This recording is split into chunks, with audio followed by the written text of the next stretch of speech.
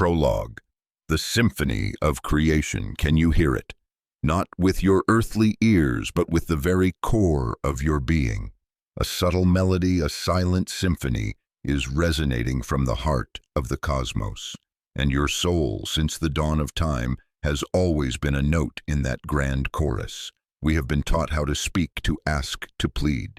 We send our desires out in words, in prayers that drift into the formless void, hoping some external power will hear and respond.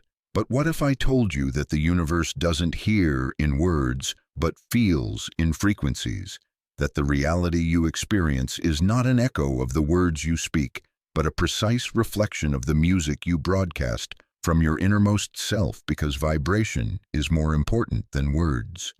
Reality is not shaped by the sound of your wanting, but by the energy field of your absolute belief. It's time to flip the old script of waiting.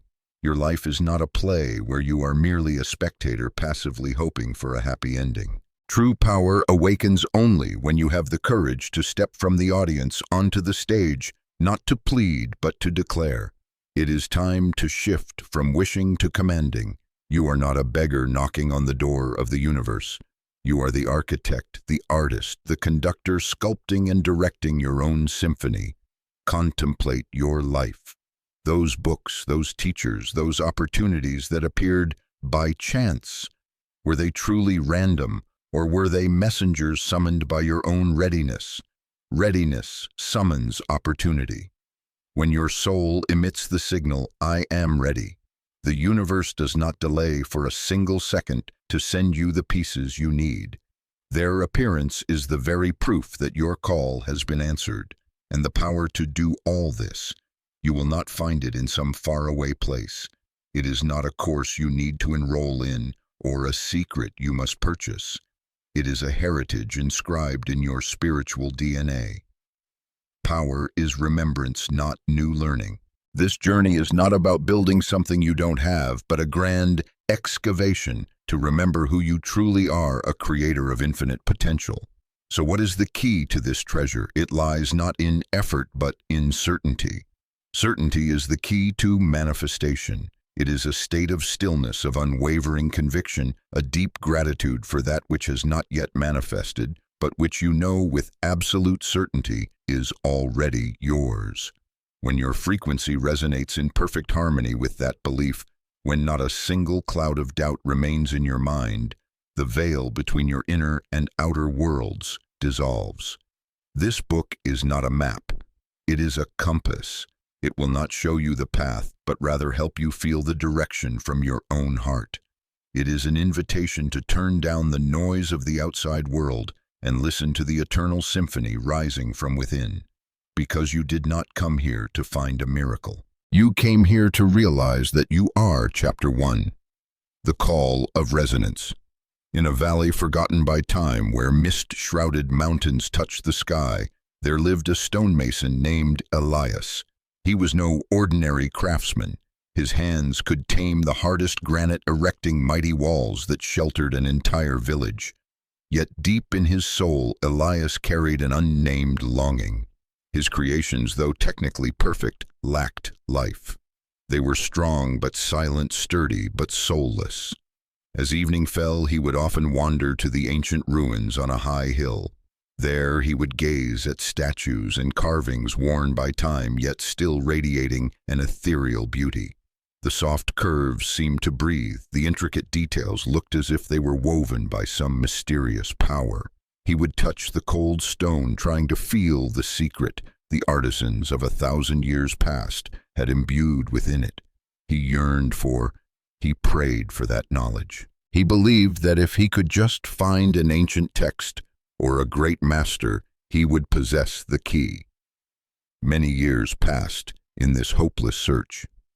Elias bought old scrolls from travelers trying to decipher the faded symbols. He saved his money to host men who claimed to be masters of sculpture. But all he received was disappointment. The techniques he learned only produced clumsy imitations. His longing slowly turned to bitterness.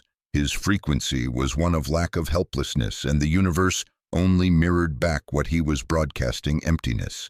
Then one day, exhausted and in despair, Elias surrendered.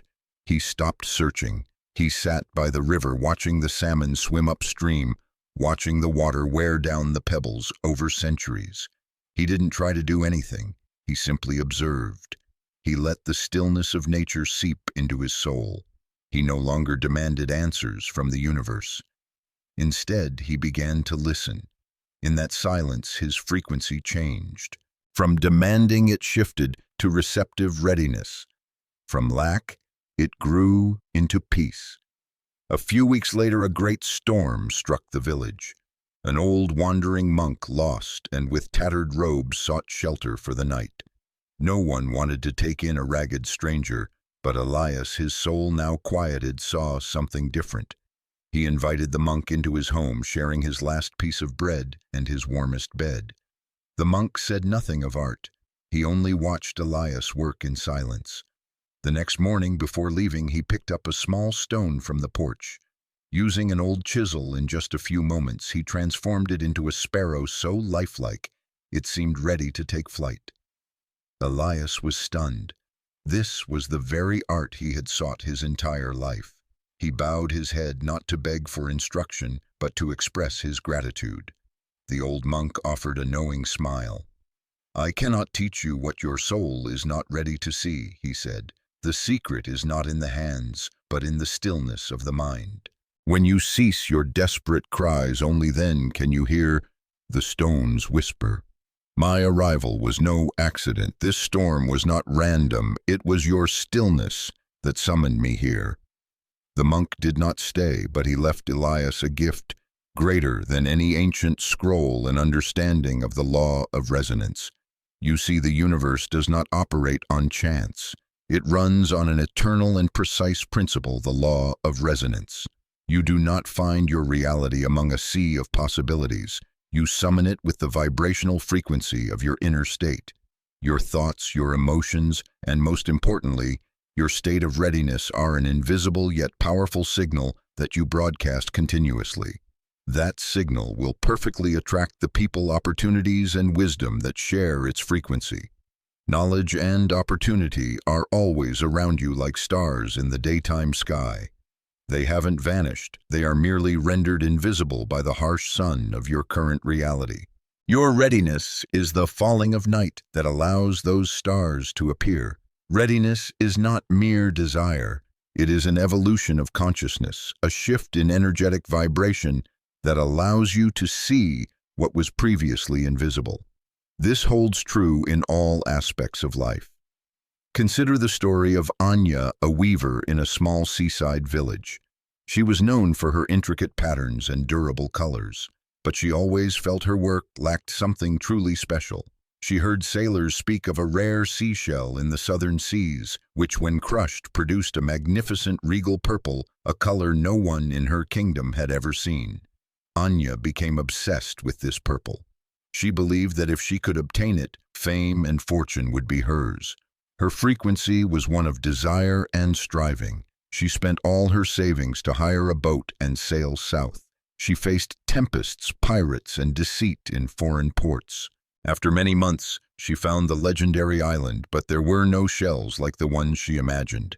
She returned empty-handed and exhausted. Her desire had summoned a journey of hardship and disappointment. Back in her village with no money or ambition left, Anya sat at her loom in a state of complete acceptance. She no longer wove to sell or to seek fame. She decided to weave a tapestry for herself, one that told the story of the sea she had experienced, the fury of the storm, the calm of the dawn on the water, the loneliness of the vast ocean. She wove with her whole heart, with honesty, with her vulnerability and newfound peace. Her frequency had changed. From external seeking, she had shifted to internal expression. One morning, while walking on the beach for inspiration, she stumbled upon a clump of dark brown seaweed, something she and the villagers had always ignored. But today, in her state of inner quiet, she saw it with new eyes.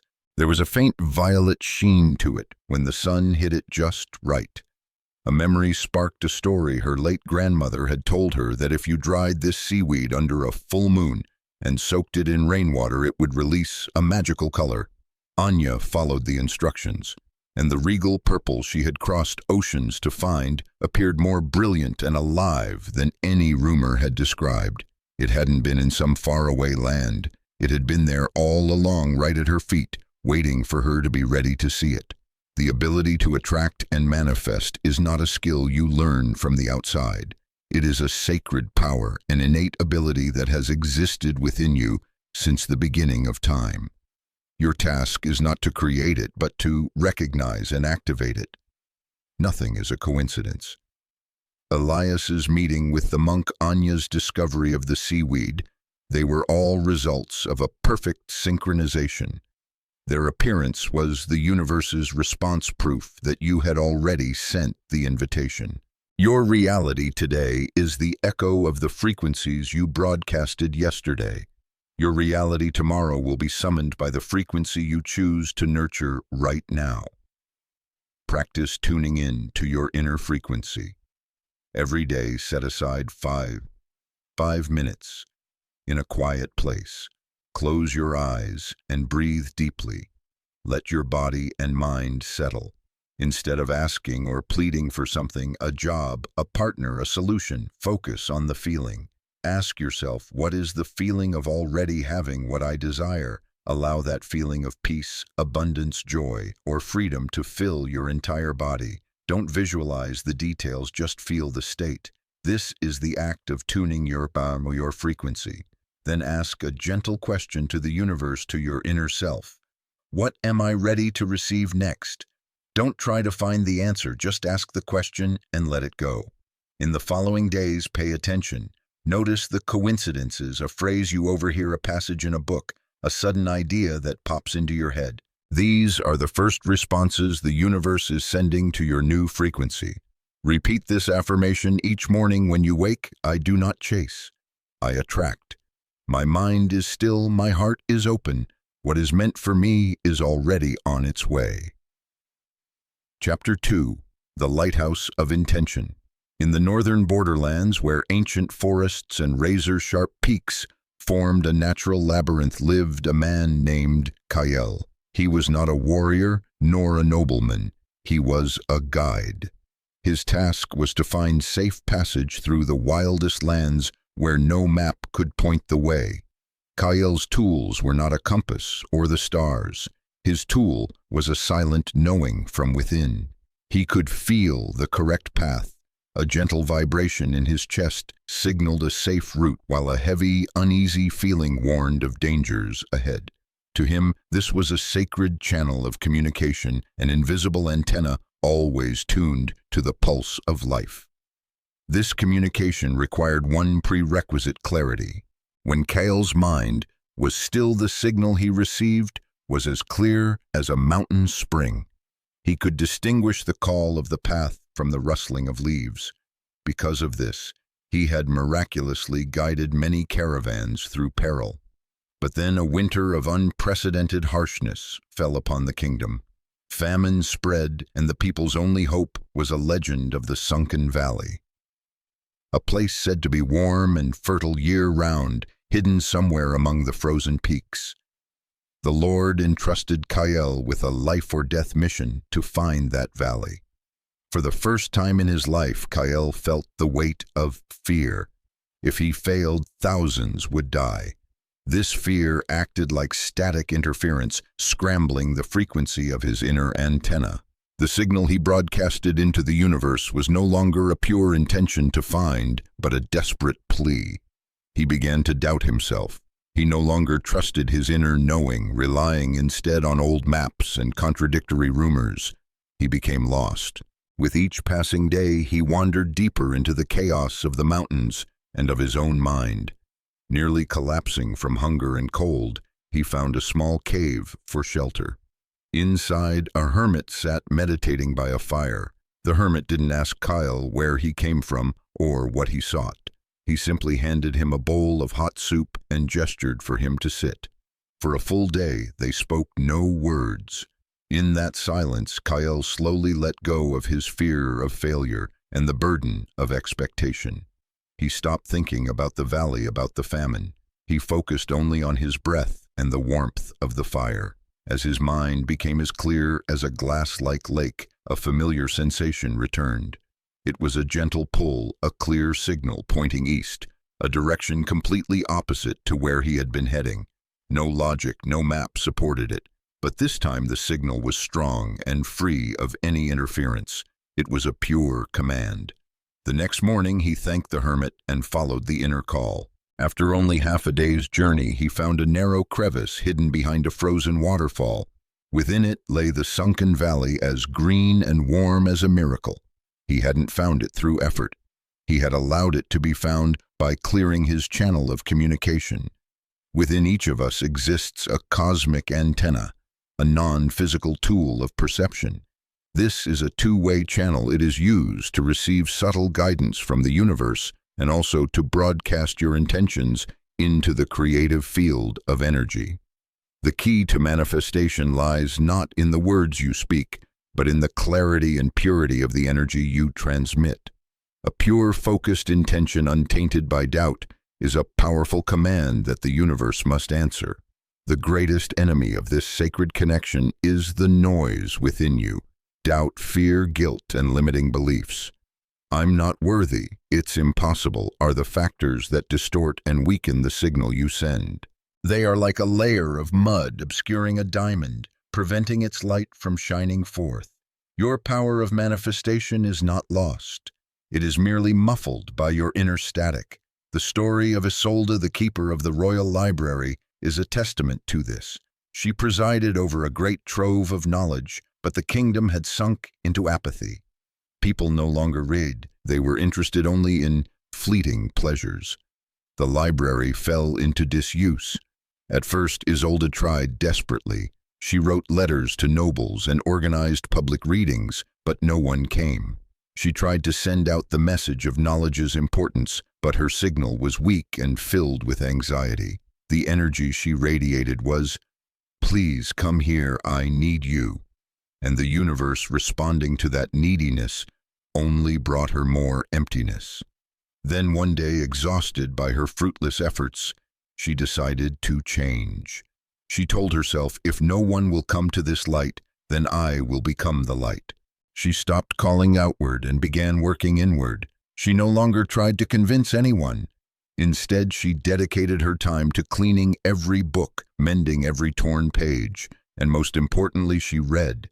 She immersed herself in philosophy, history, poetry. She transformed herself from a caretaker into a living embodiment of knowledge. She no longer sought to shine a light on others. She simply lit herself up. She had made herself a lighthouse, and a lighthouse does not need to scream to prove its existence. It simply needs to stand firm and shine. Its light will automatically guide the ships that need direction. Gradually, people began to arrive. A young scholar, hearing of a lamp that was always lit in the old library, came out of curiosity. A general came seeking ancient strategies. A physician came to study long-lost medical texts. They were not summoned by Isolde's words, but were drawn by the steady, clear, and wise beacon of energy she now effortlessly radiated. Your goal is not just to learn how to send a clear message. The ultimate goal is to transform yourself into a living lighthouse. When you cultivate inner stability, clarity, and resolve, you automatically emit a powerful and pure energy.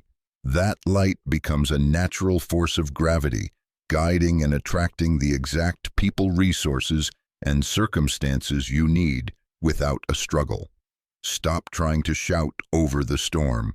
Instead, go within, fortify your foundation, and light your own flame. Your light will do more than your words ever could. Practice clearing the channel and becoming the lighthouse. This practice has two parts designed to clear your inner noise and light your inner flame. Part 1. Clearing the static. Identify an intention. Choose one thing you truly wish to manifest in your life, e.g., peace, a new opportunity, a healthy relationship. Write down the noise on a piece of paper. Honestly list every fear, doubt, and limiting belief connected to that intention. For example, "I'm afraid I'll fail." I don't think I'm good enough. Things like this don't happen to me. Acknowledge and release. Read each item you wrote. Place a hand on your heart and say, I see you. I understand you're trying to protect me. Thank you. But now I choose trust. I release you. Imagine those words dissolving into light. Don't fight the fear. Thank it and gently let it go. Part 2. Lighting the lighthouse. Shift from having to being.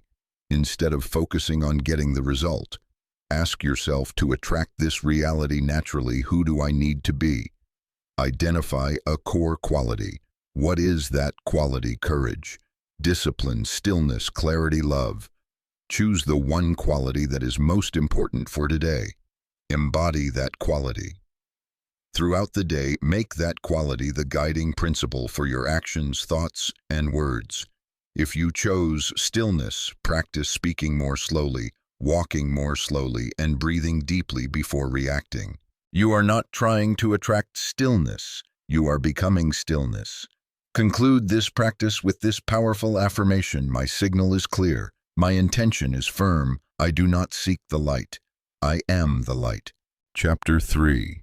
Lifting the veil of reality. In an ancient city nestled on a hillside, there lived a painter named Finian. He possessed a natural gift with brushstrokes that could replicate any detail to perfection. Yet his works, however precise, were always tinged with a shade of melancholy. He painted somber forests, gray harbors, and portraits etched with hardship. Finian didn't do this intentionally. He was simply painting the world as he saw it. To him, reality was a cold place, scarce in beauty and rife with limitation. He didn't realize that the world outside was merely a mirror reflecting exactly what was inside of him. One day, a wealthy duke who had heard of Finian's technical skill commissioned him for a grand task to paint the Whispering Waterfall, a natural wonder rumored to possess an otherworldly beauty, its waters shimmering with the 7 colors of the rainbow even when the sun was not out. Finian accepted and began his journey. But upon arriving, he felt only disappointment. Before him was nothing but moss-covered rocks, a frigid stream of water, and a damp fog. He saw no colors, heard no whispers. He saw only a stark reality, and he painted it exactly as it was. His painting, though technically flawless, was soulless and gray. The Duke refused the work, and Finian returned in shame, more convinced than ever that the world was a deception. In his despair, he returned to the waterfall one last time, not to paint, but to confront his failure. As he sat there, a blind old woman who lived in a nearby hut approached. She couldn't see him, but she could smell the oil paints. "Young man," she asked, "are you painting the beauty of the falls? Tell me about it." Finian, in a defeated tone, began to describe it. "It's just gray rocks, some dull green moss, and cold water." The old woman smiled a knowing smile. "Is that so? I see things differently. Is there not a hint of silver in the sparkling mist? No shade of jade in the deep, still pools? Is there not a touch of gold on the leaves when a rare sunbeam breaks through the fog?" Finian was stunned. The woman continued, her voice gentle. "The world does not grant you its colors. It is your heart that lends the world its colors. When I could still see, I too saw only rock and water. But since these eyes closed, I have learned to see with my soul, and I have found this place to be more vibrant than any dream." A truth ignited in Finian's mind. He hadn't been painting the world. He had been painting his beliefs about the world. He had been painting limitation, scarcity, and his sense of being a victim of a dull reality. In that very moment, he made a conscious choice. He didn't fight reality. He simply decided to see differently. He chose to believe in the colors the old woman had described. He looked at the waterfall again, but this time not with the eyes of a skeptic, but with the eyes of a soul willing to receive. And then he saw them, the dancing silver, the deep jade, the golden glint of the sun. The world hadn't changed, only the lens within him had. He had lifted the veil of his own perception, The painting he created afterward became a masterpiece, vibrant and brilliant, a legend that would be told for ages. The outer reality you experience is not a solid, immutable truth. It is a flexible projection of your entire inner world, your perceptions, beliefs, wounds, and hopes. To change the garden, you don't need to change every tree and blade of grass. You only need to change the lens through which you are viewing it. Your great creative power is not lost. It is merely obscured by invisible veils of illusion. These are not external barriers, but deeply ingrained beliefs in your subconscious that hold you captive in a limited reality. We can identify the 7 core illusions that govern most of humanity: the illusion of separation. The belief that you are a separate entity disconnected from everyone and everything around you. The illusion of limitation. The belief that your talents, wisdom, and power are finite. The illusion of unworthiness. The deep-seated belief that you do not deserve goodness, happiness, and abundance. The illusion of victimhood. The belief that your life is a product of external circumstances and that you have no power to change it. The illusion of scarcity. The belief that the universe's supply of love, money, opportunity is limited and you must fight for your share. The illusion of time. The belief that there is always a delay, a gap between your intention and its result. The illusion of impossibility. The belief that some things are simply not possible no matter what you do. The story of Lena's village home to a baker shows the power of these illusions when they operate collectively. Her village suffered a failed harvest, and the illusion of scarcity quickly took hold. People began hoarding and suspecting one another. The illusion of separation arose as neighbors viewed each other as rivals. Together they projected a reality of famine and fear, and that reality grew worse by the day. Lena, like everyone else, was initially swept up in the vortex, but seeing a child collapse from hunger, something inside her stirred. She realized this path led only to destruction for everyone. That night she made a conscious choice. She decided to act as if the illusions of scarcity and separation did not exist.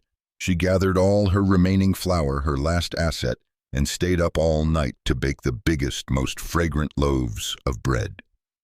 The next morning, the smell of baking bread spread through the silent village.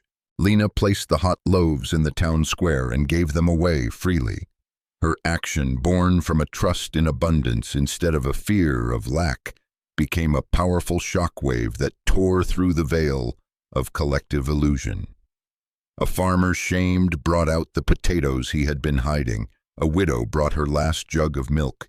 In an instant, the illusion of separation dissolved.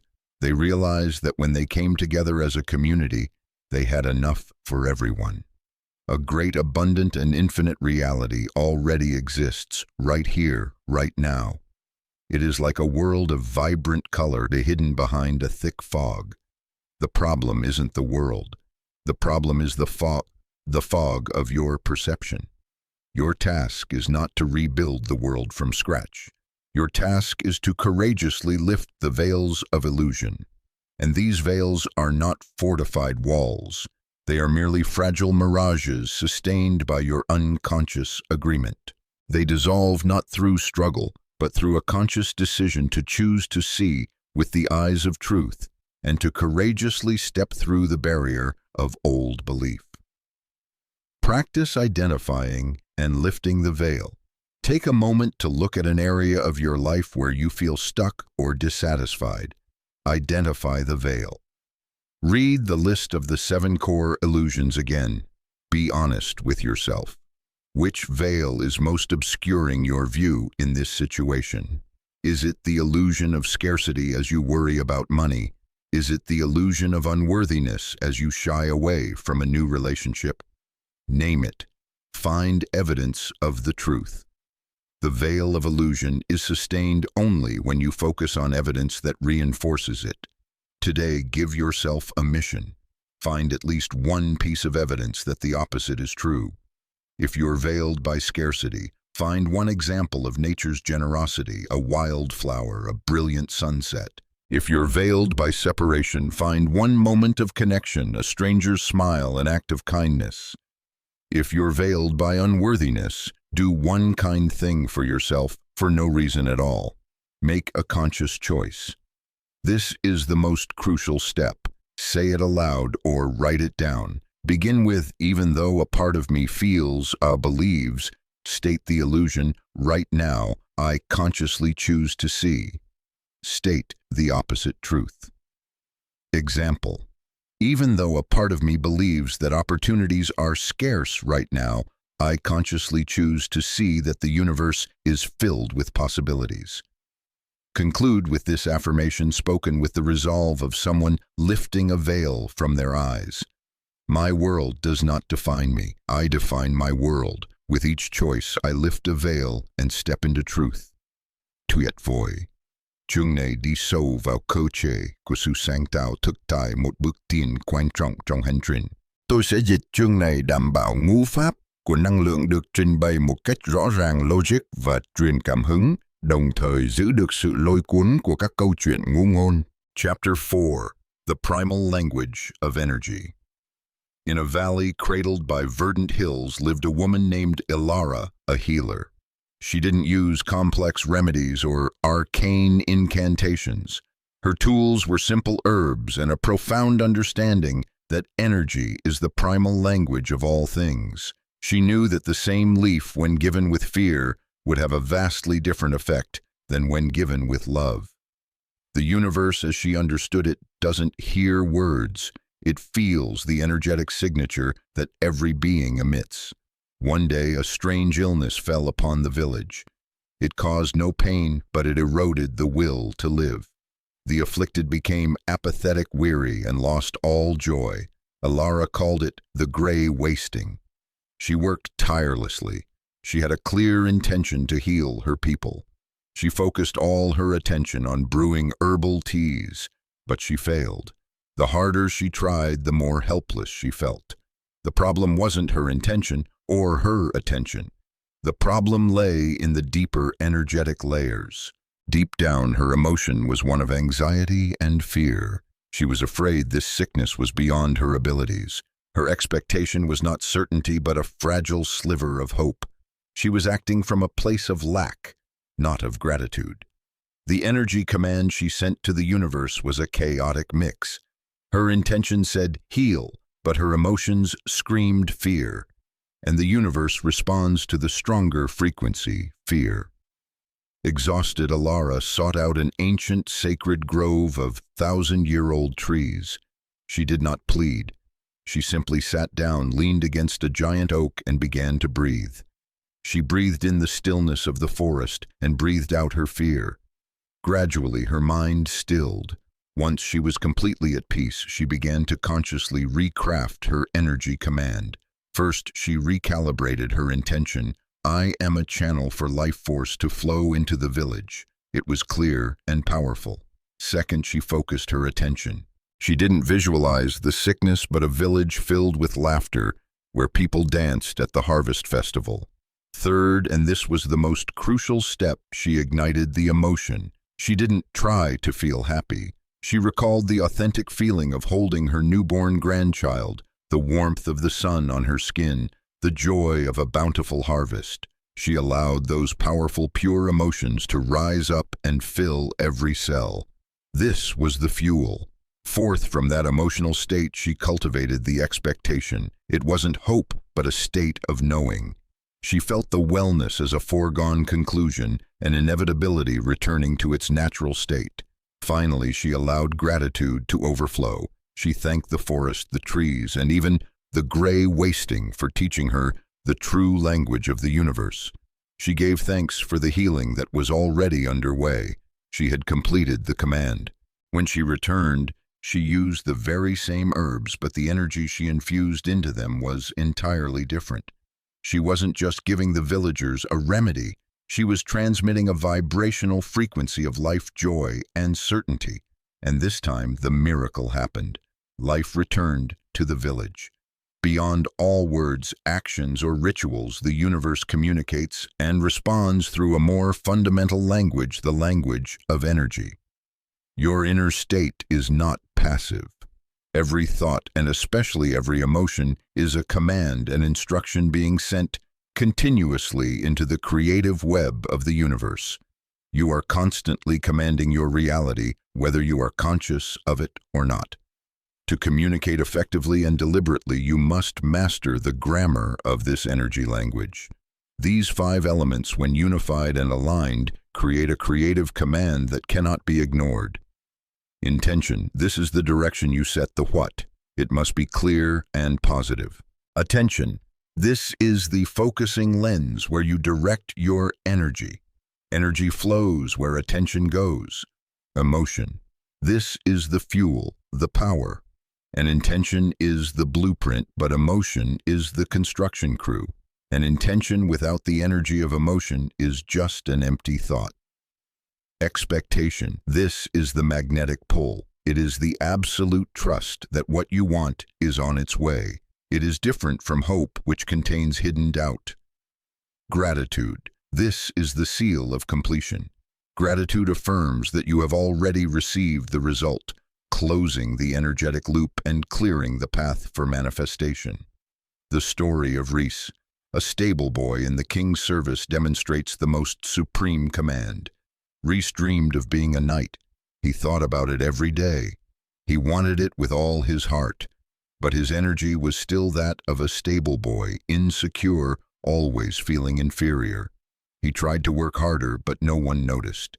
He tried to prove himself, but was met only with indifference. Then he realized something. The captain of the knights, Sir Gareth, wasn't just strong. He radiated an air of dignity, honor, and an unshakable calm. Rhys understood becoming a knight wasn't about wearing armor. It was about becoming a state of energy. He stopped trying to be noticed. Instead, he began to embody it. Right there in the stables, he walked with dignity. He tended the horses with the responsibility of one guarding the nation's assets. He spoke clearly with self-respect. He no longer wanted to be a knight. He was living with the energy of a guardian right where he was. He was embodying the result. One night, intruders broke into the stables to steal the king's favorite warhorse. Rhys, with the alertness of a true sentry, detected them and bravely fought them off. Sir Gareth witnessed the entire event. He didn't see a lucky stable boy. He saw the energetic signature of a true protector. The next day, Rhys was invited to join the knights. He didn't have to plead. The universe rearranged itself to match the energetic command he had become. Embodiment is the supreme command. The clearest way to communicate with the universe is not to think about or ask for what you want, but to create and live in the emotional state of the wish already fulfilled. When you embody the result, you issue an undeniable command to the universe: match this state. Practice crafting your energy command. Choose one thing you truly want to manifest. Set aside 10 quiet minutes to practice sending a clear and powerful energy command. Set the intention, the blueprint. Write down a clear present tense statement. X, I am living in a healthy and vibrant body, or I am welcoming the flow of abundance into my life. Focus the attention, the lens. Close your eyes. For 2 minutes, simply focus on this intention. See it as a luminous script in your mind's eye. Fuel with emotion the power. This is the core step. Ask yourself, if this were true right now, how would I feel? Relieved, joyful, peaceful, free. Don't just think about it. Truly generate that feeling in your chest and belly. Let it grow, expand, and fill your body. Smile. Let your physiology respond to the emotion. Activate expectation, the magnet. Holding that emotion, shift into a state of knowing. Feel the relaxation of someone who no longer has to worry about this because it is already a part of their reality. It is on its way. It is a done deal. Seal with gratitude. The signature still in that state of emotion and expectation. Let a deep wave of gratitude wash over you. Whisper, thank you, thank you, thank you for this being done. Feel that gratitude as if you have just received a wonderful gift. Repeat this affirmation as a reminder of your power. I do not plead, I command. My energy is my order. My state of being is my creation. Chapter 5. You are the sky, not the cloud. In the capital of the kingdom there lived a judge named Valerius. He was known throughout the land for his profound wisdom and sharp intellect. His rulings were considered models of justice, but no one knew that every night this esteemed judge was tortured by his own mind. His head was a ceaseless storm of anxiety, scenarios of failure, words of self-criticism, and the fear of making a wrong decision. He completely identified with that storm. He believed this inner turmoil was the price he had to pay for the great responsibility he carried. Then one day he was assigned to rule on a complex land dispute that could determine the fate of two powerful families. The crushing pressure caused the storm in his mind to rage more fiercely than ever. He lost sleep, couldn't eat, and was unable to find any clarity. Contradictory thoughts tore him apart, and for the first time in his career he felt helpless, paralyzed. The dark clouds of anxiety had completely obscured the sky of his wisdom. During one sleepless night, he desperately wandered into the royal gardens. He sat down by a still pond, watching its surface reflect the star-filled night sky. He saw clouds drift by, momentarily obscuring the stars, only to move on, leaving the sky clear and untouched. A revelation sparked within him, a thought that came not from the storm, but from a deep, silent place. I am not the clouds. I am the sky. He realized that his identity was not his anxious thoughts, nor was it his fearful emotions. Those were just temporary clouds drifting through the space of his awareness. His true nature was the vast, silent, and unaffected space of awareness itself, the sky. With this newfound understanding, he returned to his chambers. He sat down and closed his eyes. This time he didn't try to solve the case. He simply observed. He watched the thoughts come and go like clouds. Here is a thought of fear about displeasing family A. He noted it and let it float by. Here is a thought of worry about the consequences of the verdict. He noted it and let it float by. As he stepped back and simply observed, the thoughts lost their power over him. They were no longer him. They were merely objects of his observation. From the position of the sky, he could see the entire situation with perfect clarity. The truth of the case, which had been obscured by the clouds of emotion, now appeared simple and bright. The next day, the ruling he delivered was not only just, but full of wisdom and compassion, resolving the very root of the conflict. He had shifted his role from an actor swept up in the drama of the mind to the conscious director of his awareness. Your true identity is not your thoughts, emotions, memories, or circumstances. You are the vast space of awareness, the silent observer who stands behind and witnesses all of it unfold. By practicing taking a step back to observe, you escape the grip of chaos and find true clarity and power. This observation is not passive, it is a creative act. Where you place your conscious attention is where you send your creative energy.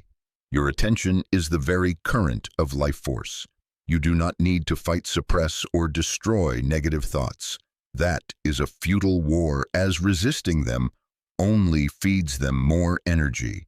Instead, practice the art of withdrawing your attention from them and consciously redirecting that flow of energy into the thoughts and states you wish to cultivate. Becoming the awakened observer is a fundamental role shift. You are no longer a passive actor swept along by a script written by automatic thought habits. You become a conscious director who chooses the shots, the camera angles, and determines the plot of your life's movie. The story of Clara the gardener illustrates this perfectly. She was tasked with restoring an old abandoned garden, now overrun with weeds and thorny vines. At first, Clara charged into battle. She used all her strength to pull, chop, and dig up the invasive plants. But the more she fought, the faster and stronger they seemed to grow back. She had been unintentionally watering the very thing she wanted to eliminate with the energy of her attention. One day, exhausted and disheartened, She sat down and just quietly observed. From that distance, she noticed something she had missed. Before huddled amongst the weeds was a tiny rose bush, resiliently stretching toward the light. A new strategy was born. She would not fight the weeds anymore. She would nurture the rose. She withdrew her attention from her war with the weeds. She didn't attack them. She simply starved them of her focus. All her energy, care, and concern were now directed to the rose bush. She cleared a small patch of soil around it, watered it, and fed it. The rose bush, nourished by the current of her attention, began to thrive. Its roots spread wide, its leaves grew tall, creating shade. Naturally, the surrounding weeds, now starved of her energy, began to wither away. Clara didn't have to destroy the darkness. She simply had to nourish the light until it became the dominant reality. When you observe your thoughts from a distance, they lose their power over you. They become clay in your hands. From the position of the observer, you gain the power to consciously discern and choose which thought is worthy of being energized into reality and which is merely a cloud to be allowed to drift by. Practice becoming the awakened observer. This practice helps you directly experience the separation between you and your thoughts, giving you the power of the director. Find the sky. 5 minutes. Sit quietly where you won't be disturbed. Close your eyes and allow your thoughts to come and go freely. Don't try to stop them. Your job is simply to notice. When a thought appears, give it a silent label. This is a worry thought. This is a planning thought. This is a memory. The goal is not to silence the thoughts, but to recognize that you are the one aware of them. You are the sky, not the cloud. The director's chair. Throughout your day, notice a recurring or negative cloud, e.g., the thought, "I'm not good enough," or "this is too hard." When you catch it, don't judge it or try to push it away. Imagine you are sitting in a director's chair. Say to yourself silently, the "I'm not good enough" scene is playing. This act alone creates distance and robs the thought of its power. Redirect the current of energy immediately after recognizing the negative scene from your director's chair. Consciously change the channel. Withdraw your attention from it and instantly direct that energy to your rose, a thought you want to cultivate. This could be recalling a past success, no matter how small, thinking of someone you love, focusing on a feeling of gratitude for something right in front of you. Your breath, a warm cup of tea. Hold your attention on this rose for about 30 seconds. Repeat this affirmation to reinforce your true identity. I am not the storm. I am the sky. My thoughts are not me. I am the observer, and I choose where my light shines. Chapter 6. Harmonizing with the frequency of the universe. In a secluded valley where the art of bell-making was passed down through generations, lived a master craftsman named Alistair. He understood that each bell was more than a block of metal. It was a living entity carrying within it a unique vibrational frequency, a soul made of sound.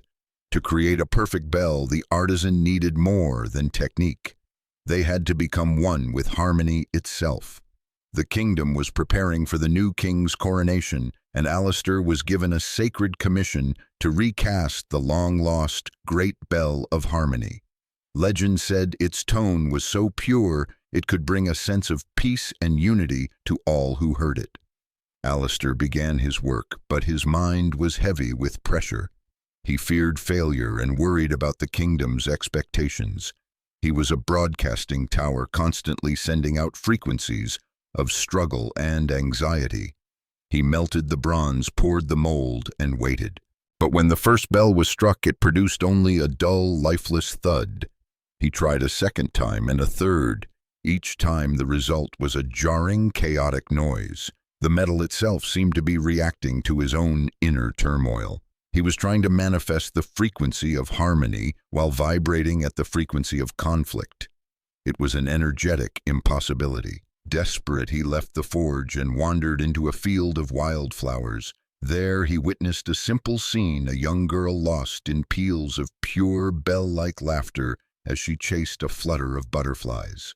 That sound, with its high, clean frequency of effortless joy, struck Alistair like the most perfect bell imaginable. A great truth dawned on him. The secret wasn't to try to create the frequency of harmony.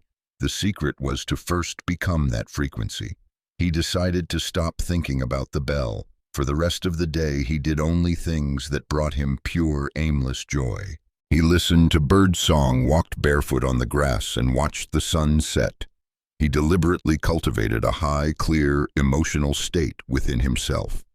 The next morning, he returned to the forge, carrying that state of peace and joy with him. There was no striving, no forcing. He worked in a state of tranquil flow, and only when everything was ready, when the molten bronze had reached its perfect state, did he gently introduce the image and feeling of the great bell of harmony into the joyful energy field he had created. He was planting the seed of his desire into soil that was already fertile. When the bell was finished and struck a resonant tone, sang out across the valley. It was clear, deep, and miraculously vibrant, carrying the exact feeling of peace he had nurtured in his own soul. He hadn't made the bell's sound. He had become the note, and the bell simply resonated in response. The universe operates on precise vibrational frequencies. Everything you desire, from love and health to abundance, is not something to be created from scratch. It already exists as a specific energy signature. You are a living broadcasting station, and your authentic emotional state is the signal you constantly transmit. The universe does not respond to what you want. It responds to the frequency of who you are. To manifest a desire, your personal vibration must fully harmonize with that desire's frequency. This is the prerequisite. You cannot experience the outcome of abundance while broadcasting the frequency of lack. You cannot attract love while broadcasting the frequency of loneliness. It is as illogical as trying to hear a symphony on the radio while you are tuned to a loud, static-filled news channel. Emotions like joy, love, gratitude, and peace vibrate at a high frequency. They are incredibly powerful, creative, and magnetic. Conversely, fear, doubt, jealousy, struggle, or despair vibrate at a low frequency.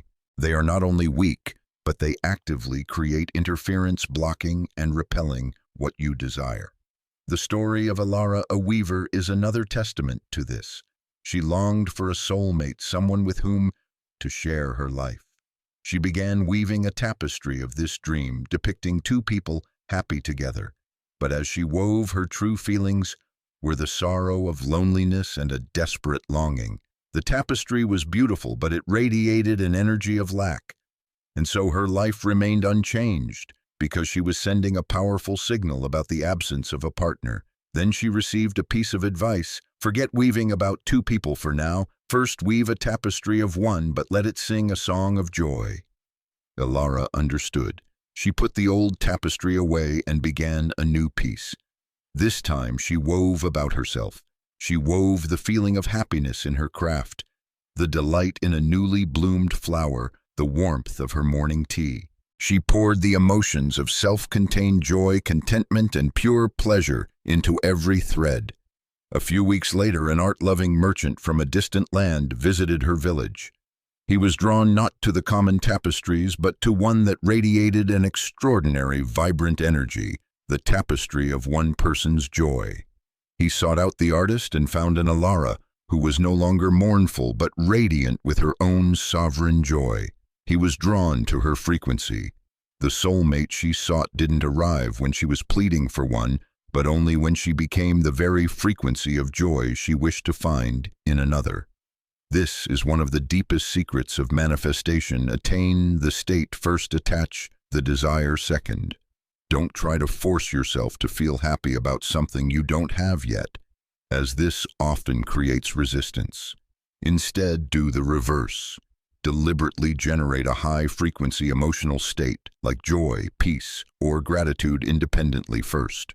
Then once you are in that powerful energy field, gently introduce the image of your desire. Become the frequency and let the desire be magnetized to you. Sacred practice, frequency tuning, and seed planting. This is a powerful practice for becoming a deliberate conscious broadcaster. Step 1. Generate the frequency. Attain the state first. Temporarily forget everything you want. Your only job for the next 5 minutes is to raise your emotional frequency. Choose one of the following. Listen to a piece of music that makes you feel alive and want to dance. Look at photos from a happy memory. Think of a person or a pet you love unconditionally, and let that warmth spread from your heart. Go outside and find 5 things you can be genuinely grateful for right now. The goal is to feel good simply for the sake of feeling good. Step 2. Plant the seed. Attach the desire. Second, when you feel you are in a high, pleasant emotional state, gently and without force, bring the image of your desire to mind. Just hold it there for about 30 seconds. Imagine your desire being bathed in the positive energy field you've just created. It should feel light and natural, like placing a leaf on the surface of a still lake. Step 3. Release and trust. After 30 seconds, let the image go. Trust that the signal has been sent perfectly. Your work is done. Now return to your day and try to maintain that pleasant feeling for as long as you can, not to get something, but simply because you enjoy the feeling. Hold this affirmation as the lighthouse for your journey. My work is not to chase, it is to attune. I become the frequency and reality comes to me. Chapter 7. The Green Light of Inevitability. In a tower cloaked in the dust of ages lived a wise alchemist named Theron. He had dedicated his life to recreating the luminous elixir, a legendary substance said to heal any ailment and turn barren lands fertile. He possessed the ancient texts, but they were written in a cryptic allegorical language. For years, Theron was stuck. He followed the instructions mechanically, but his heart was filled with resistance. He doubted the text's authenticity, resented his own failures, and believed there must be a secret lost ingredient. With every attempt, he produced only noxious fumes and useless compounds. He was in a red light state. The energetic signal he broadcast was one of doubt and frustration, a solid wall blocking all creative potential. Then one day, exhausted and disheartened, he surrendered. He stopped working and simply sat in his laboratory, observing. He watched the way sunlight streamed through the window, the way dust motes danced in the air. He ceased his search for an answer and began to listen. Slowly, the resistance in him dissolved, replaced by a quiet curiosity. This was the yellow light. His thoughts and feelings began to align with his original intention, not from a place of struggle but of acceptance. In that state of stillness, he picked up the ancient scroll once more, and the words that were once obscure now shone with clarity. He realized the secret ingredient was not a substance at all, it was a state of being. The final line read, "And to this add unwavering certainty." That was it. The key wasn't hope, it was knowing. A profound peace and a sense of absolute certainty washed over Theron. He knew not with his mind, but with his entire being that he had the answer. He had reached the green light state. His command had been sent with pristine clarity, and the universe had officially begun its work. He performed the procedure one last time, but this time there was no rush, no anxiety. He moved with the poise of one who knows the outcome. And as he combined the final ingredients with his own unwavering certainty, the mixture in the flask began to emit a warm, gentle light of its own. The luminous elixir was reborn. He had entered the final stage, reception. The cosmic green light is not just a metaphor, it is a real and specific vibrational threshold. When you reach this state, the manifestation of your desire is no longer a possibility or a probability. It becomes an inevitability. This is the moment the universe officially acknowledges your command and mobilizes all its resources to bring it into form. The green light state marks a fundamental shift in consciousness. It is the move from hoping, seeking, and asking states born from the frequency of lack to knowing, finding, and receiving states born from the frequency of already having. This creative process can be understood through the 4 stages of a cosmic signal. Red light represents resistance. This is when you feel doubt, fear, struggle, or believe something is impossible. Your signal is being blocked. Yellow light signals alignment. This is when you begin to feel hopeful and optimistic. Resistance lessens. Your thoughts and feelings are synchronizing with your desire. Green light activates creation. This is the state of absolute knowing. You no longer hope. You know it is already yours.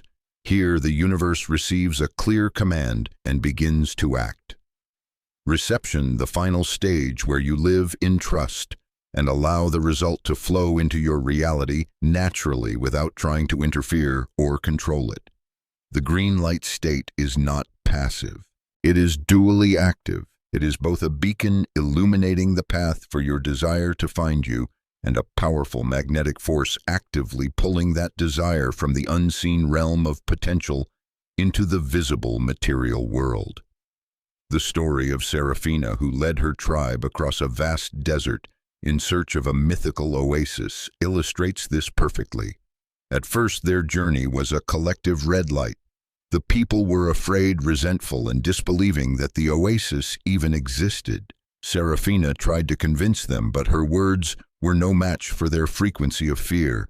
Then one night she realized she could not change their signal by force. She could only change her own. She stopped reassuring them and turned inward. She meditated, visualizing the oasis with such clarity and intense emotion that it became more real than the desert around her. She had single-handedly shifted her own signal to green. She no longer hoped. She knew the oasis was there. Her state of knowing became the beacon for the tribe. They felt her certainty and began to trust. Simultaneously, that state became a magnet. Miracles began to happen. A sudden rainstorm, a flock of migratory birds flying in the exact direction of her knowing. They found an ancient well not marked on any map. The universe was actively clearing the path and bringing resources to them in response to her powerful green light signal. They eventually reached the oasis not because they had followed the right directions, but because their leader had become a signal that could not be ignored. You are the signal controller. You have full authority to shift your signal from red to yellow and ultimately to activate the green light of creation. This is done by consciously releasing resistance and daring to cultivate absolute clarity in your intention and feeling until you arrive at the peaceful state of knowing. Sacred practice, diagnosing and directing your creative signal. Use this practice to identify where you are on your manifestation journey and to consciously give yourself the green light. Step 1. Diagnose your signal.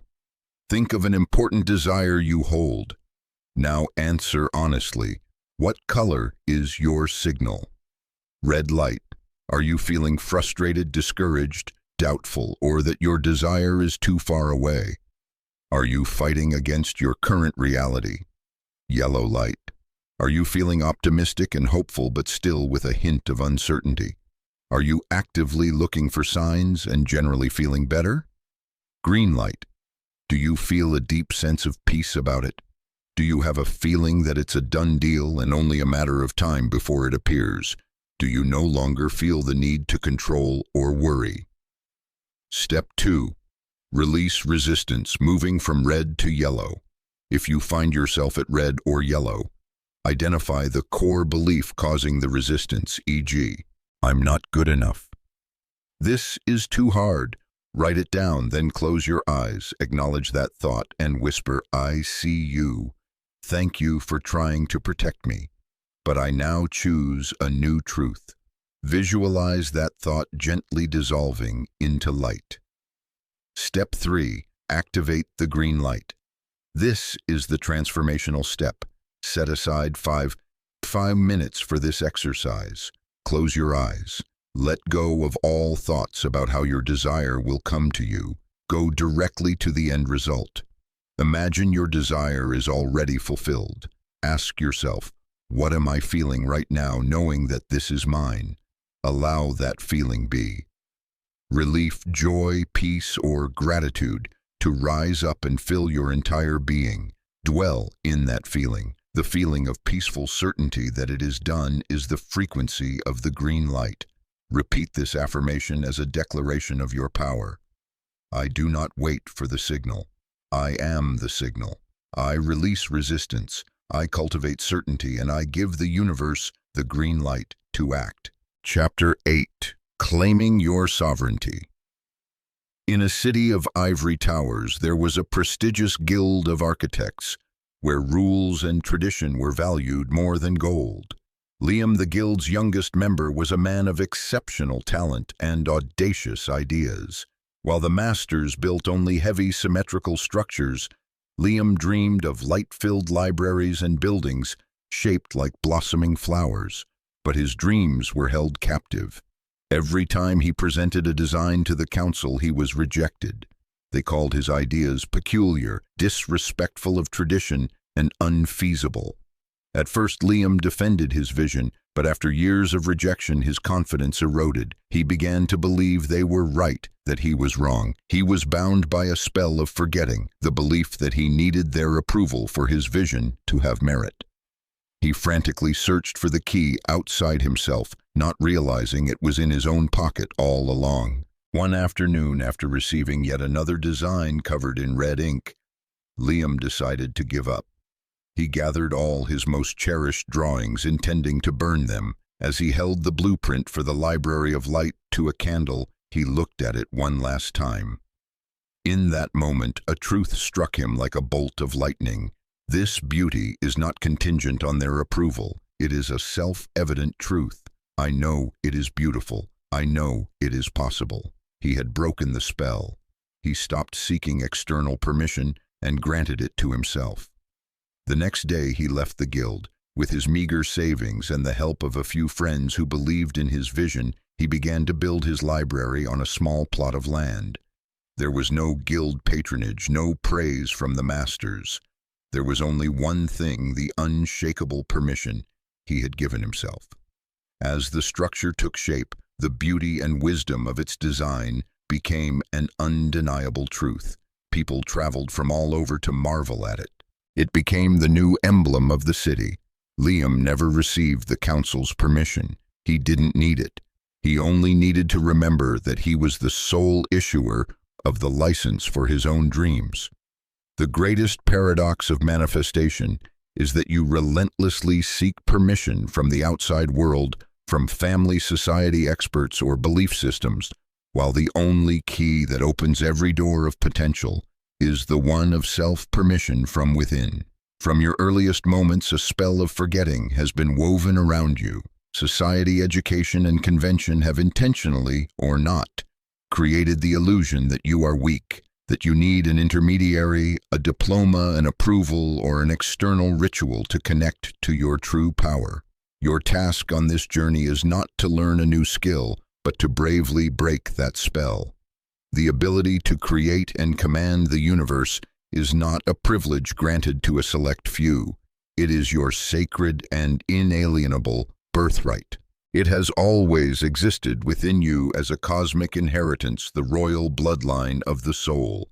Your power was never lost, only forgotten. It is like the mighty scepter that was always in the king's hand, but he had forgotten its purpose and used it as a common walking stick. Your work is not to go looking for the lost scepter, but to remember and recognize the power of that which you already hold. The story of Anya is a profound illustration.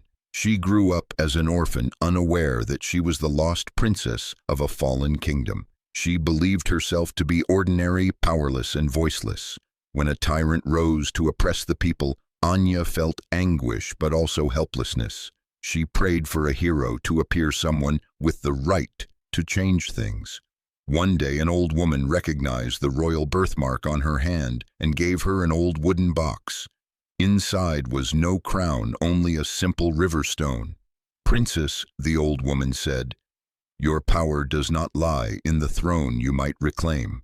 It lies in remembering who you are." When Anya touched the stone, memories began to surge, not as images, but as feelings, a profound sense of responsibility, a boundless love for the land, and an innate sense of poise. She had remembered. The scepter wasn't a golden object. It was the truth within her. From that day on, Anya did not try to overthrow the tyrant. That would have been another act of seeking external validation, recognize me as queen. Instead, she began to act from her remembered truth. She helped her village share food and settled disputes with a wisdom she didn't know she possessed. She radiated a quiet authority born not of a title, but of inner sovereignty. That energy spread. People began to follow her not because she was a princess, but because in her presence they felt their own strength and dignity. The tyrant's power built on fear disintegrated before a power built on truth and love. The universe does not respond to permission granted by others. It responds only to the unwavering certainty that radiates from your own being. The single most powerful act in the entire creative journey is to consciously claim your sovereignty, to grant yourself absolute permission to wield your inherent power. This is not an act of arrogance. It is the act of reclaiming what is and always has been rightfully yours. Ritual, breaking the spell and claiming your sovereignty. This is a personal and sacred ceremony for you to formally retrieve your power. Perform it alone and with a sense of solemnity. Step 1. Identify the gatekeepers. On a piece of paper, write down the names of all the people, institutions, or belief systems from whom you feel you are unconsciously awaiting permission. Examples: my parents' approval, my boss's recognition, societal consensus, the fear of disappointing others. Be brutally honest. Step 2. Break the spell. Look at the list. Read each name aloud. After each one, state clearly and firmly, my power, my worth, and my truth are not dependent on the permission of name on the list. Today, I honor the lesson you have brought me, and I reclaim my power in full. Step 3. Declare sovereignty. Once you have finished, burn or tear up the piece of paper as a symbolic act of release. Then stand tall, place one hand over your heart, and read the following declaration aloud, as if you were addressing the entire universe. I state your full name as a sovereign and sacred being of this universe. Do hereby grant myself absolute permission to be myself, to trust my own truth, and to wield the entirety of my innate creative power. I no longer seek external approval. I am the source of approval. I am the sole keyholder to my own reality. And right now, I choose to open the door. Take a deep breath. Feel the shift in your energy. You have not asked. You have declared. Hold this final affirmation as your immutable truth. I do not seek permission. I am permission. The scepter has always been in my hand. Today, I choose to remember. Chapter 9. The Mirror and the Window. Once there was a king named Olin who ruled over a kingdom in decline. The harvests failed, the treasury was empty, and the people's hearts were filled with resentment. King Olin was a man of good intentions, but he saw only the external problems. He believed his kingdom was a broken carriage, and his duty was to fix each part one by one. He exhausted himself trying to change the reflection in the mirror. Seeing the empty treasury, he raised taxes, which only drove his people into deeper poverty and hatred. Seeing the failed harvests, he commanded the farmers to work longer hours on the depleted soil, which only exhausted them and the land even more. He dismissed his advisors, believing they had given him terrible counsel. Every action he took, born from his own inner state of fear and control, only made the reflection in his kingdom worse. He was like a man trying to wipe a smudge from a mirror, not realizing the smudge was on his own face. Utterly defeated, King Olin disguised himself as a commoner and left the capital. He sought out a monastery hidden high in the mountains. There he lamented to the abbot about his misfortune his ungrateful subjects and his incompetent officials. The abbot listened in silence, then led the king to a large, gleaming mirror covered in a fine layer of dust. "Your Majesty," the abbot said, "your kingdom is this mirror. All your efforts until now have been attempts to change the reflection, but the work is not there." He handed the king a clean cloth. "The real work," the abbot continued, pointing not at the mirror, but at the king's own heart, "is here." A great truth illuminated Olin's mind. The decay of his kingdom was a perfect reflection of the decay in his own soul, his fear, his lack of trust, and his desperate need to control everything. He understood. He no longer tried to fix the mirror. He began to change the original object. He stayed at the monastery not to learn how to rule, but to learn how to find peace. He learned to replace fear with faith and control with allowance. When he returned, he did not bring new edicts. He brought a new energy. He lowered taxes, placing his trust in the people. He listened to his advisors with an open heart. He learned to cultivate his own inner landscape first. And as he changed, the mirror had no choice but to reflect it. The people, sensing the change in their king, found their hope again. The harvests tended with appreciation, instead of force, slowly revived. The kingdom was healed because the king had healed himself. This is the ultimate law, the foundation upon which all others we have explored are built, as within, so without. Your outer world is a perfect mirror. It cannot and will not ever reflect anything other than the sum total of your inner state, a composite of the thoughts you entertain, the beliefs you hold as true, and the emotions you vibrate with. Every situation, every relationship, every fortunate or difficult circumstance in your life is not a random event that happens to you. It is an exact reflection that is manifested from you. The universe does not punish or reward. It is simply a perfect feedback system. Each external event is a precious message showing you exactly where your energy is focused.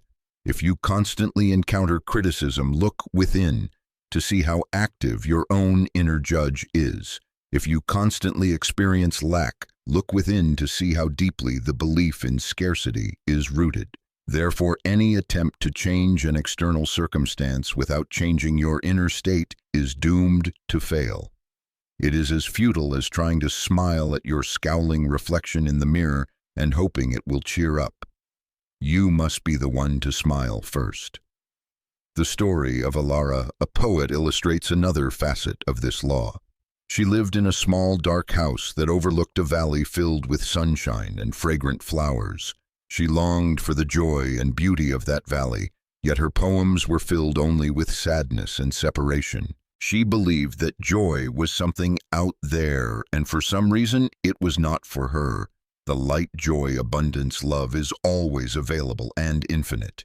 If you are not experiencing it, it is not because it is in short supply. It is because the window of your perception has been clouded by the dust of limiting beliefs and the smudges of past negative emotions. Alara did not realize this. She blamed the sunlight for being too bright, making her own darkness more apparent. Then one day, a child ran in and asked her, "Why is your window so dirty? I can't see anything." The innocent question awakened Alara. She had spent her entire life looking out, forgetting to look at the very glass she was looking through. She began the real work, not trying to run out into the valley, but cleaning the window of her soul. She faced old sorrows, forgave herself, and wiped away the dust of the belief that I am not worthy. And as her window became clear, the light which had always been there automatically flooded in, filling every corner of her house and her soul. Her poems were no longer about longing for the light.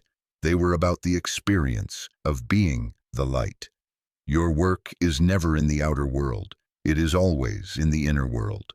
The outer world is merely a diagnostic tool, an honest feedback mirror. Stop trying to fix the reflection. Have the courage to turn inward and change the original object. Stop complaining about the darkness. Have the courage to clean your own window. Sacred practice, cleaning the inner mirror and window. This is a culminating practice to help you apply this ultimate law to your life.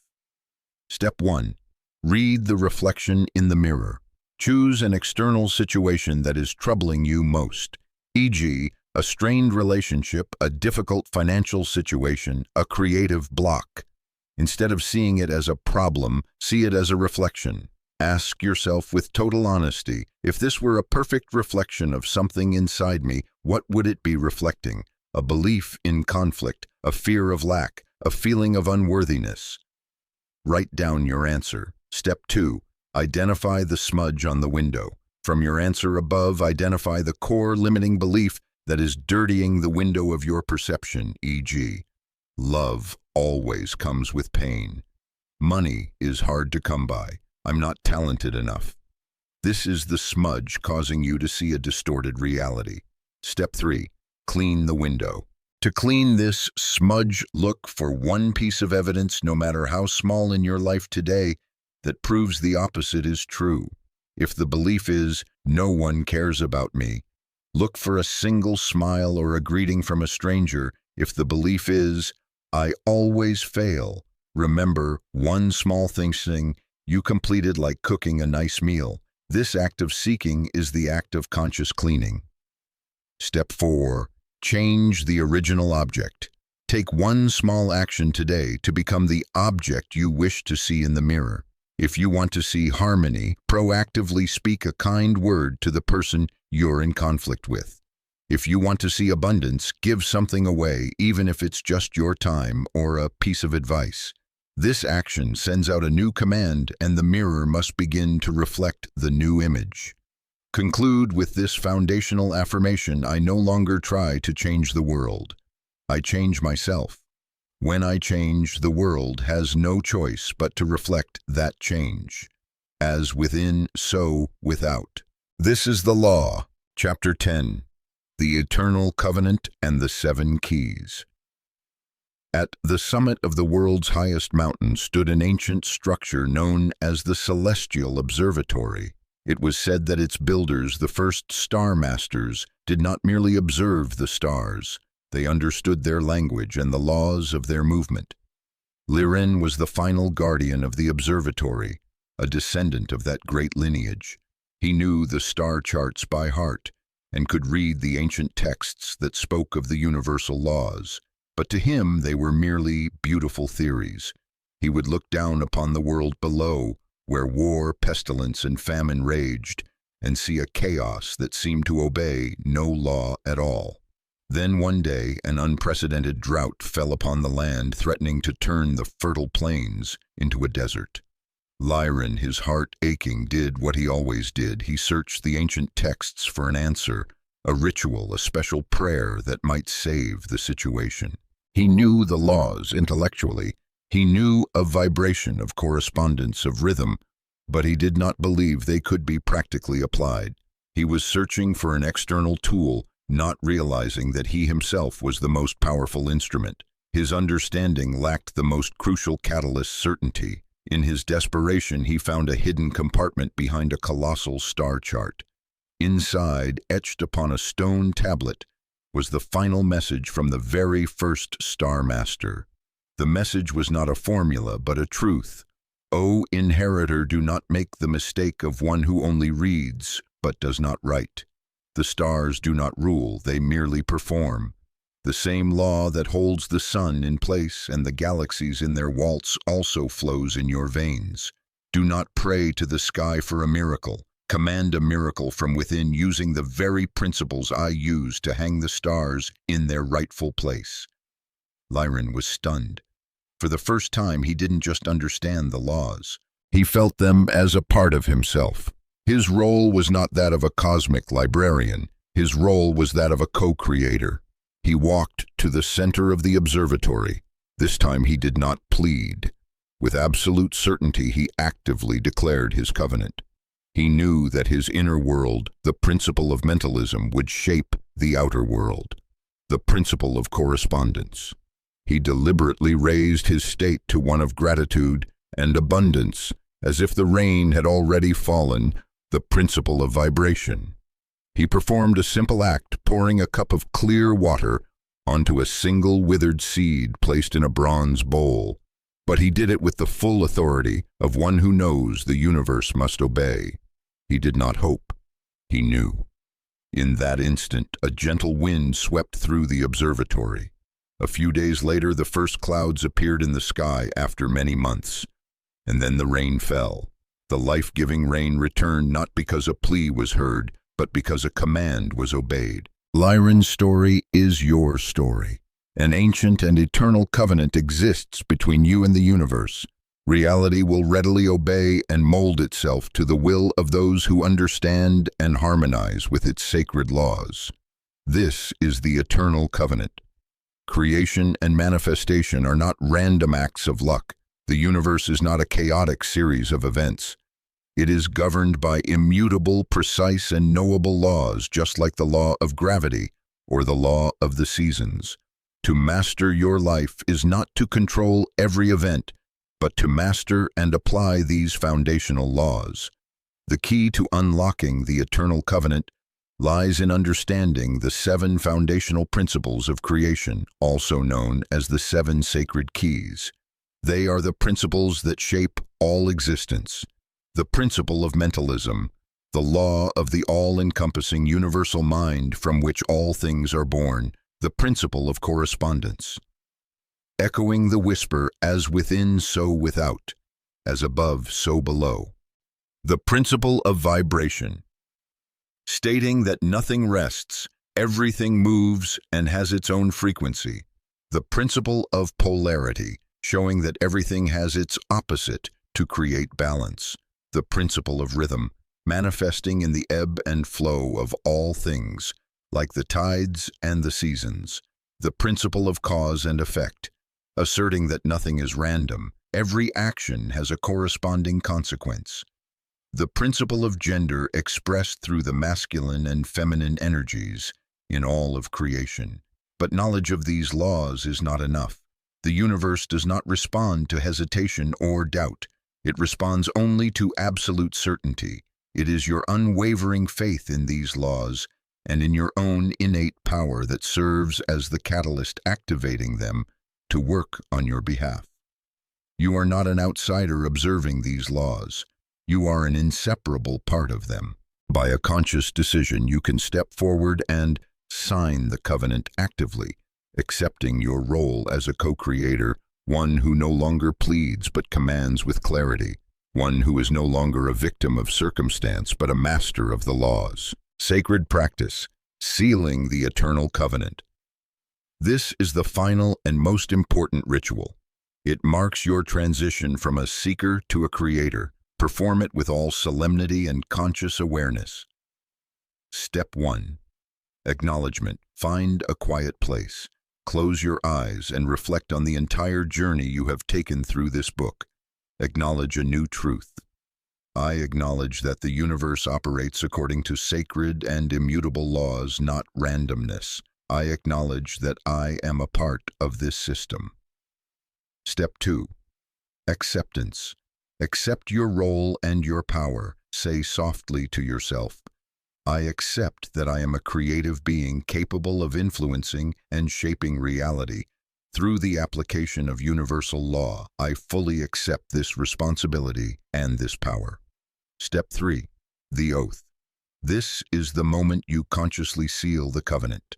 Stand up, place your hand over your heart, and read this oath aloud in a clear and authoritative voice. I state your full name. Before the witness of the universe and my own soul, do now consciously enter into the eternal covenant. I accept the 7 sacred principles as the blueprint of reality and the manual for my creation. From this day forward, I will live as one who understands these laws. I will no longer be a victim of circumstance, but a master of my inner state. I will no longer plead, but will command with clarity, love, and certainty. I declare my role as a conscious co-creator with the universe. This covenant is sealed. My command is issued.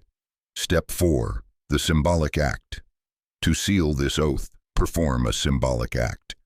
You might light a candle, plant a seed, or write this oath down and place it in a sacred space. This act connects the commitment of your soul to the material world. Carry this final affirmation as the compass for your new life.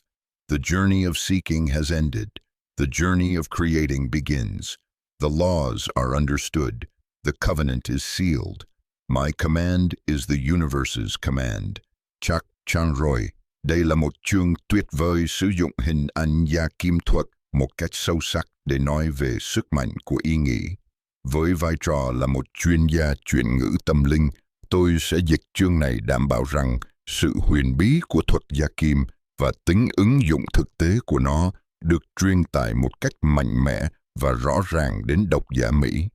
Chapter 11. The Alchemy of Thought. In a secluded valley where the mountains touch the clouds, there lived a potter named Elias. He didn't just create pots and plates, he seemed to breathe life into clay. People whispered that his creations carried a strange energy, that food placed in Elias's bowls seemed to taste richer, and water from his jugs was somehow purer. His secret lay not in his technique at the wheel or a unique glaze recipe, but in an invisible laboratory, his own mind. For years, Elias had struggled. His village suffered a long drought which made the clay hard, dry, and brittle. The other potters lamented, complaining about the poor materials and smashing their imperfect works in despair. At first, Elias was just like them. He looked at the arid earth, and his mind filled with thoughts of scarcity, failure, and difficulty.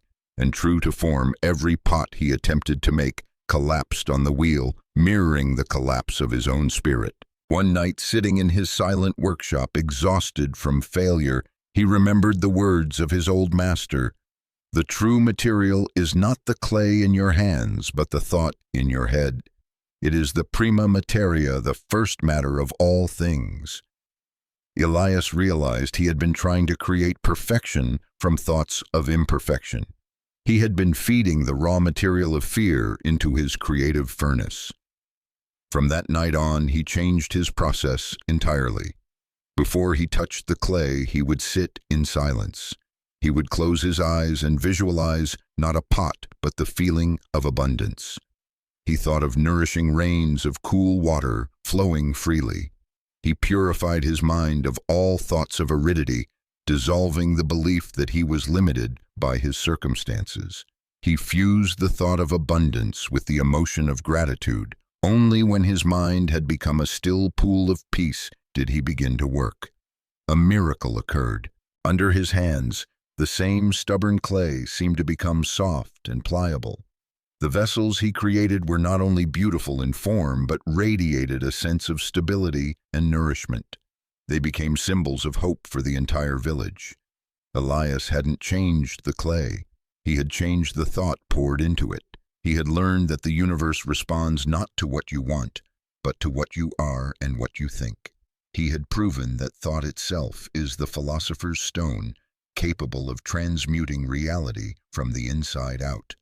In a distant kingdom, a young general named Marcus was given an impossible task. His army, small, weary, and demoralized, faced an enemy that was larger and better equipped. Everyone saw their situation as a heavy block of lead, a certain death sentence. Marcus's advisors proposed complex strategies and plans for an honorable retreat.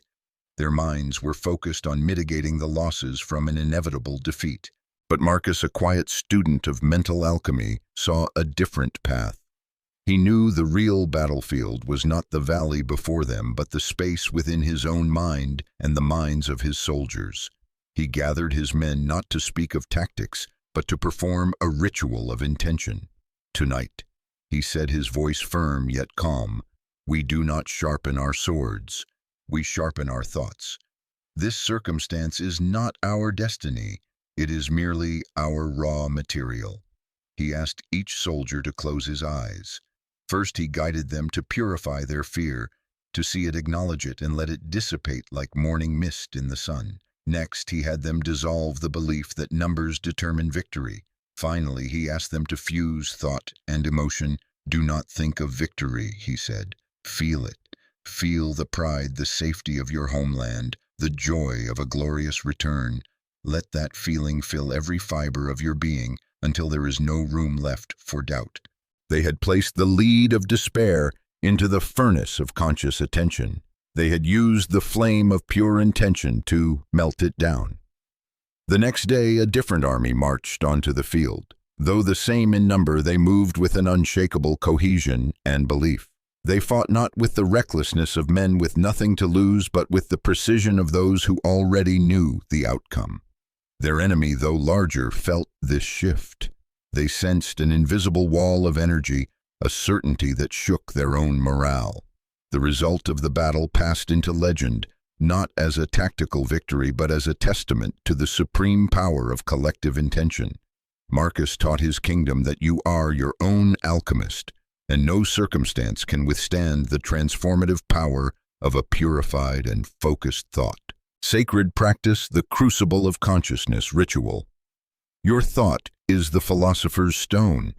It is not a physical object, but the focused and purified power of your intention. To practice this ultimate alchemy, find a quiet space where you will not be disturbed. Identify the lead. Choose a leaden circumstance in your life right now, a fear, a financial limitation, a difficult relationship, or a self-doubt. Look at it objectively as an alchemist regards their raw material. Ignite the crucible of consciousness. Close your eyes and breathe deeply. Visualize a warm, radiant golden furnace in the center of your chest. This is the heart of your creative power. Perform the transmutation, purify. Place the image of the leaden circumstance into your mental crucible. Watch the associated fears, worries, and doubts catch fire, turning into a harmless black smoke that dissolves into the air. Dissolve. When only the essence of the situation remains, increase the flame of your intention. See the circumstance lose its rigid form, melting into a pool of shimmering liquid metal, a state of pure potential. Combine and coagulate. Now infuse the liquid metal with your pure intention. Do not think of the solution. Feel the desired result. If you want abundance, feel security and plenty. If you want healing, feel wholeness and vitality. Hold this feeling, allowing it to crystallize the liquid metal into a new golden form, the symbol of your desired reality. Declare, place your hand on your heart, feeling the warmth of the crucible within, and speak these words with firm belief. With my mind as the crucible and my intention as the flame, I transmute all lead into gold. My reality is reforged by my purest thought, and so it is. Practice this ritual often. Each time you do, you are sharpening your skills as a master alchemist, learning to transform the world from the inside out. Before we explore the next chapter together, take a moment to honor the creative power that lies within you. Chapter 12, The Command of Certainty. On the tempestuous northern seas, where fog could swallow a ship in a heartbeat, there was a captain named Alaric. In his younger years, he was renowned for his uncanny ability to navigate. Other sailors claimed he had a pact with the sea, that the waves themselves seemed to obey him.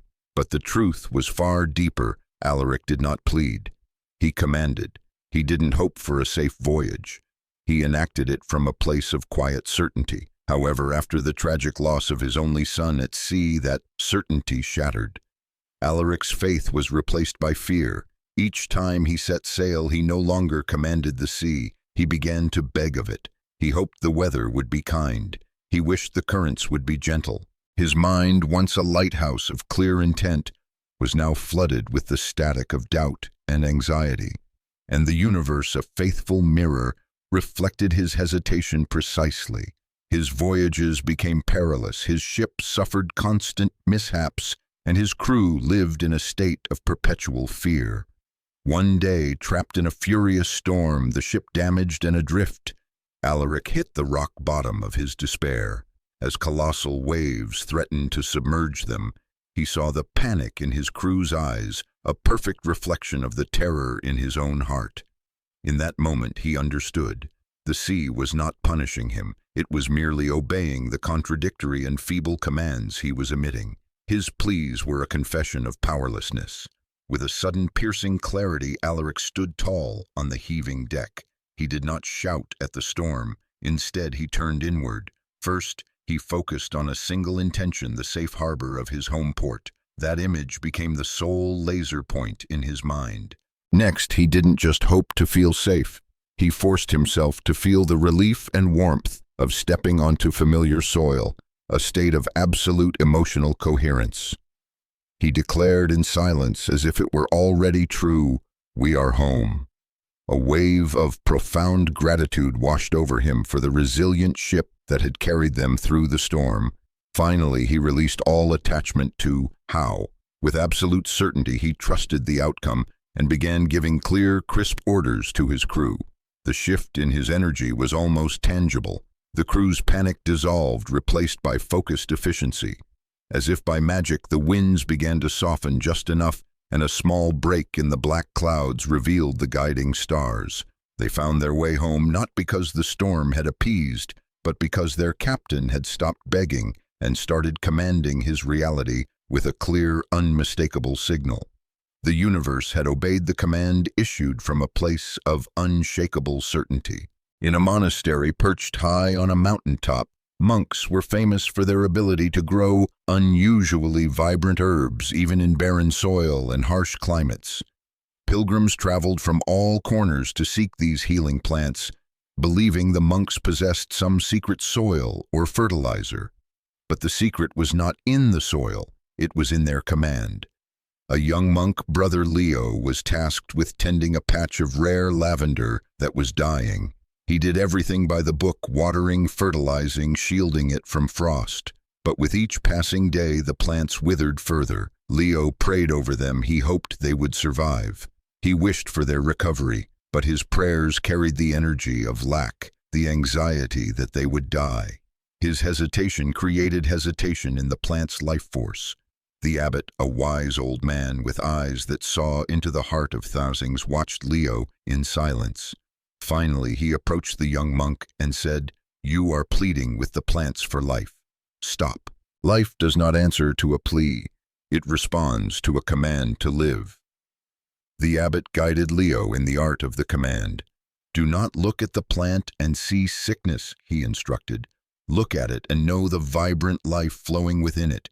Your command is not a word, but a state of being." Leo changed his approach. Each morning he went to the lavender patch. He no longer worried. Instead, he practiced the 5 elements of an effective command. His mind focused solely on the image of vibrant, healthy purple lavender blossoms. He felt the joy and peace their fragrance brought, creating emotional coherence. He spoke to them as if they were already completely healthy. He felt a deep gratitude for the beauty and life they were already bringing to the monastery, and then he let go. He trusted the outcome implicitly, surrendering the how and the when to the greater intelligence of life. Within weeks, a transformation occurred. New green leaves began to sprout. The stems grew stronger. Soon, the patch exploded in a riot of brilliant purple, and its fragrance was more potent than anyone had ever known. Brother Leo had learned a profound lesson. The universe does not respond to our desperation. It awaits our command, issued with the certainty, gratitude, and faith of one who knows they are a co-creator with life itself. The sacred practice, the ritual for sealing the command. Your power to manifest lies not in your hopes, but in your authority. The creative force of the universe is awaiting your clear direction. Use this ritual to shift from wishing to commanding. Purify the signal. Identify the one outcome you wish to command into your reality. Do not scatter your energy. Write it down with laser-like clarity. Example: vibrant health and boundless energy. Draft the command shift. Your statement into the present tense as if it is already true. This is not a request.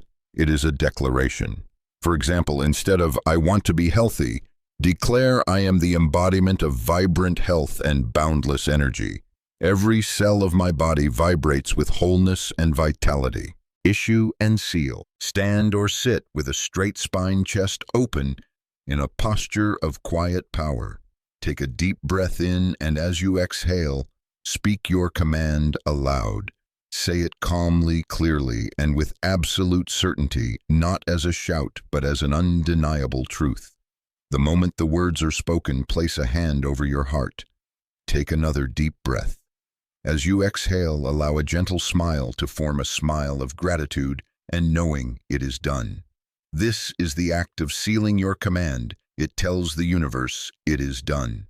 Release. This is the most crucial step. Go about your day. Trust that the command has been received and is being executed. Any worry, checking, or doubt afterward is like calling the restaurant kitchen to ask if they've started on your order. It only introduces static and demonstrates a lack of trust. Command it, seal it, and release it with absolute faith. As we prepare to turn the page, carry with you the awareness that you are not a supplicant in the cosmos. You are a sovereign architect.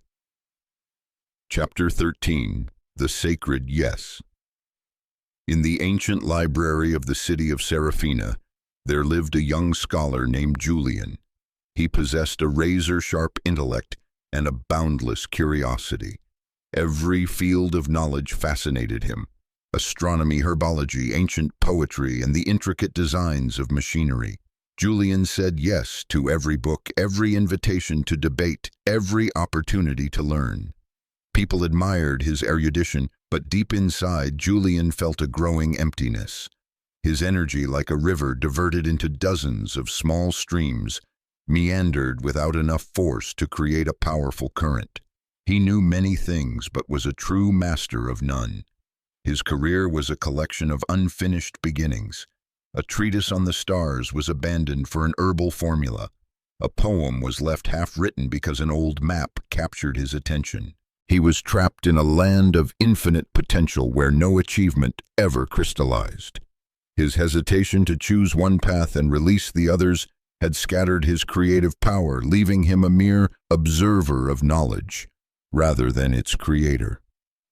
One day, the head librarian, a wise old man who had dedicated his life to ancient texts, called Julian to his side. He didn't scold him. Instead, he pointed to a small garden outside the window. "Look, Julian," he said, "the wise gardener doesn't let every seed sprout. He prunes the weaker seedlings, though they too are life, so the strongest have the soil and light to bear fruit. Power is found not in accumulation, but in the art of discernment." The words struck Julian like a bolt of lightning. He realized that his respect for all paths had prevented him from truly walking any single one. He returned to his chambers and, for the first time in his life, performed an act more difficult than learning a new language he chose. With profound respect, he said no to the stars, to the machines, to the herbs. He spoke a sacred, powerful, and complete yes to his one true love, ancient poetry. Instantly, everything changed. His once scattered energy now converged into a laser beam. The no he spoke to other fields was not a wall of rejection, but a focusing lens concentrating all the light of his mind onto a single point. Within a year, Julian completed a translation and analysis of such depth and beauty that it revived an entire generation's interest in their heritage. He had become a master not by adding more, but by courageously letting go. He learned that every clear no he spoke fortified and empowered his one sacred yes. In a remote mountain village, a weaver named Ilara created tapestries so beautiful they seemed to capture light itself within their threads. Her renown came not from complex techniques, but from her deliberate choice of colors. She understood a deep truth that many miss a masterpiece is born as much from what is excluded as from what is included.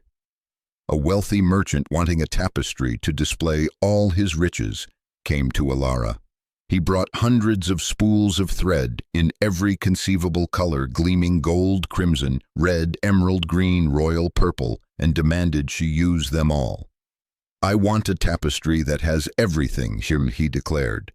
To appease him, Ilara tried. She brought every color to the loom, but the result was a chaotic mess. The colors fought one another. The brilliant yellow was dulled by the somber purple. The serene blue was drowned out by the aggressive red. The tapestry had no harmony, no soul.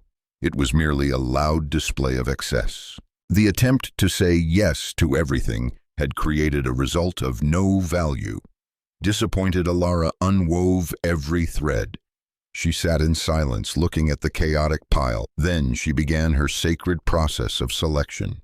She chose only 3 colors: the deep blue of the night sky, the silver of moonlight, and the singular white of the brightest star. She spoke a respectful no to the hundreds of other colors.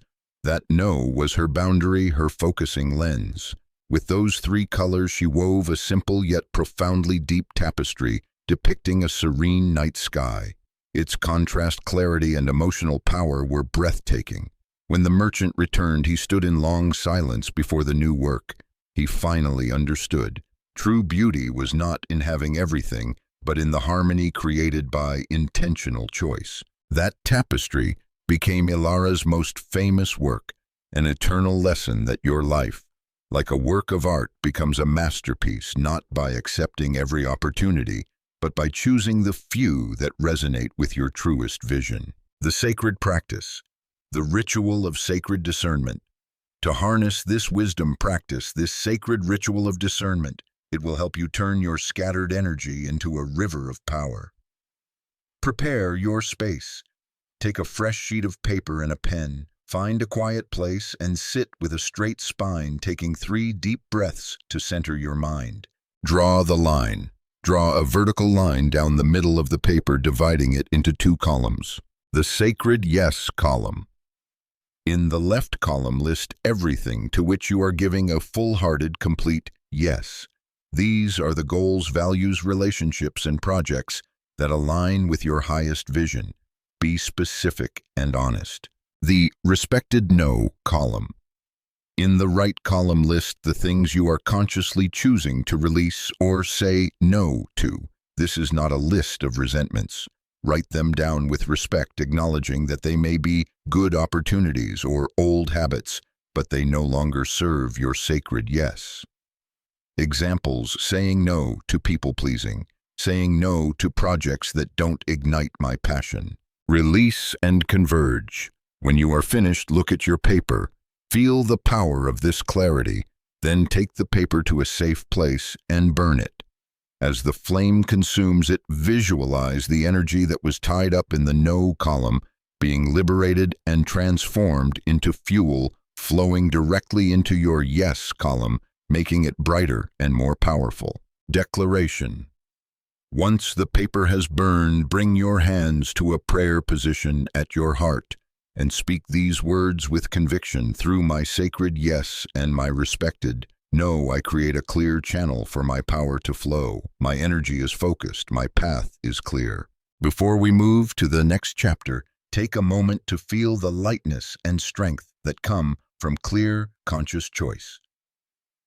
Chapter 14. The Current of Allowing. On a majestic river that wound through the kingdom, there lived a young ferryman named Ronan. He was known for his strength and his iron will. Ronan believed the only way to cross the river was to subdue it with force.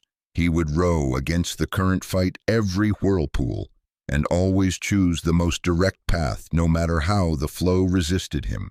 He usually reached his destination, but always in a state of exhaustion, his boat covered in the scars of his struggle. To Ronan, the river was an adversary to be defeated. One spring, a great flood completely altered the river's course, creating new and treacherous undercurrents. Ronan was given an urgent task: transport medicine to an isolated village downstream. He began his journey with his usual determination, using all his might to fight the furious current. But this time the river was too strong. For every 2 feet he gained, the water pushed him back 1. His resistance was met only with stronger resistance from the river. He found himself trapped, helpless, and enraged. In his despair, he saw a small boat belonging to an old fisherman who wasn't rowing at all, gliding along swiftly and gently. The boat wasn't moving in a straight line, but in graceful arcs, seemingly dancing with the current. The old fisherman, seeing Ronan's plight, called out across the water, "Young man, you are trying to push a door that only needs to be pulled. Stop fighting and listen to the river's song." The words awakened something in Ronan. He realized the only obstacle wasn't the river, but his own resistance to it. In a moment of complete surrender, he dropped his oars. He stopped struggling. He closed his eyes and just listened, felt. For the first time, he felt the river's power, not as an enemy, but as a potential ally. He opened his eyes, and instead of trying to force a straight line, he gently angled his rudder to follow a current he would have previously fought. A miracle occurred. His boat, freed from the struggle, was embraced by the flow and propelled forward with astonishing speed. By yielding, Ronan reached the village faster than he could have ever imagined with his energy intact. He had learned a timeless lesson. The greatest power lies not in the effort of the fight, but in the wisdom of allowing. In a fertile valley, there was a nun named Clara, who was tasked with caring for the monastery's sacred garden. In the garden grew an ancient rosebush, said to produce a legendary blue rose when a pure heart found absolute peace. Clara planted the seed of her intention to witness that blue flower. She believed if she worked hard enough and was perfect enough, it would happen. But her expectation turned into a subtle form of resistance. She constantly checked the rosebush, worrying over every leaf. Perhaps the soil isn't good enough, she would think, and that was doubt. Perhaps I am not worthy. She would worry, and that was fear. Her resistance was cleverly disguised as rational thought, as prudence when she added more fertilizer the plant didn't need, as realism when she thought the stories of the blue flower were likely just a myth. Every day she went to the rosebush and used her willpower to try and force it to bloom. She didn't realize that her constant worrying and checking was like a gardener who keeps digging up a seed to see if it has sprouted. Her attachment to the outcome and how it had to happen created a tense energy that blocked the very miracle she sought. The bush continued to produce only ordinary red roses, beautiful but not what she longed for. One afternoon, exhausted from her fruitless efforts, Clara sat under a tree and fell asleep. In her dream, she saw the rose bush speak to her. "I cannot bloom in a garden of anxiety," it said. "The door only opens when the keeper stops pushing against it." When she awoke, Clara understood. The next day, she went to the garden with an entirely different heart. She brought no expectation, no control. She brought only love. She smiled at the rose bush and whispered, "I love you whatever color you bloom. I trust your process." She completely released her attachment. She stopped pushing on the door. She was simply present in a state of allowing and trust. The next morning at sunrise, a miracle had occurred. Amidst the red blossoms, a single bud had opened into a deep, ethereal blue, shimmering like the dawn sky. It bloomed not because of Clara's effort, but because she had ceased to strive. It bloomed in the moment she truly released all resistance and surrendered to the flow of life. The sacred practice. The breath of allowing resistance is the only obstacle. Allowing is the key. This practice helps you identify and release resistance from within using your own breath. Name the resistance. Think of something you sincerely desire. Now listen carefully for the whisper that immediately follows. "I want to feel peace, but my life is too chaotic. I want to find love, but I'm afraid of getting hurt." That "but" is the resistance.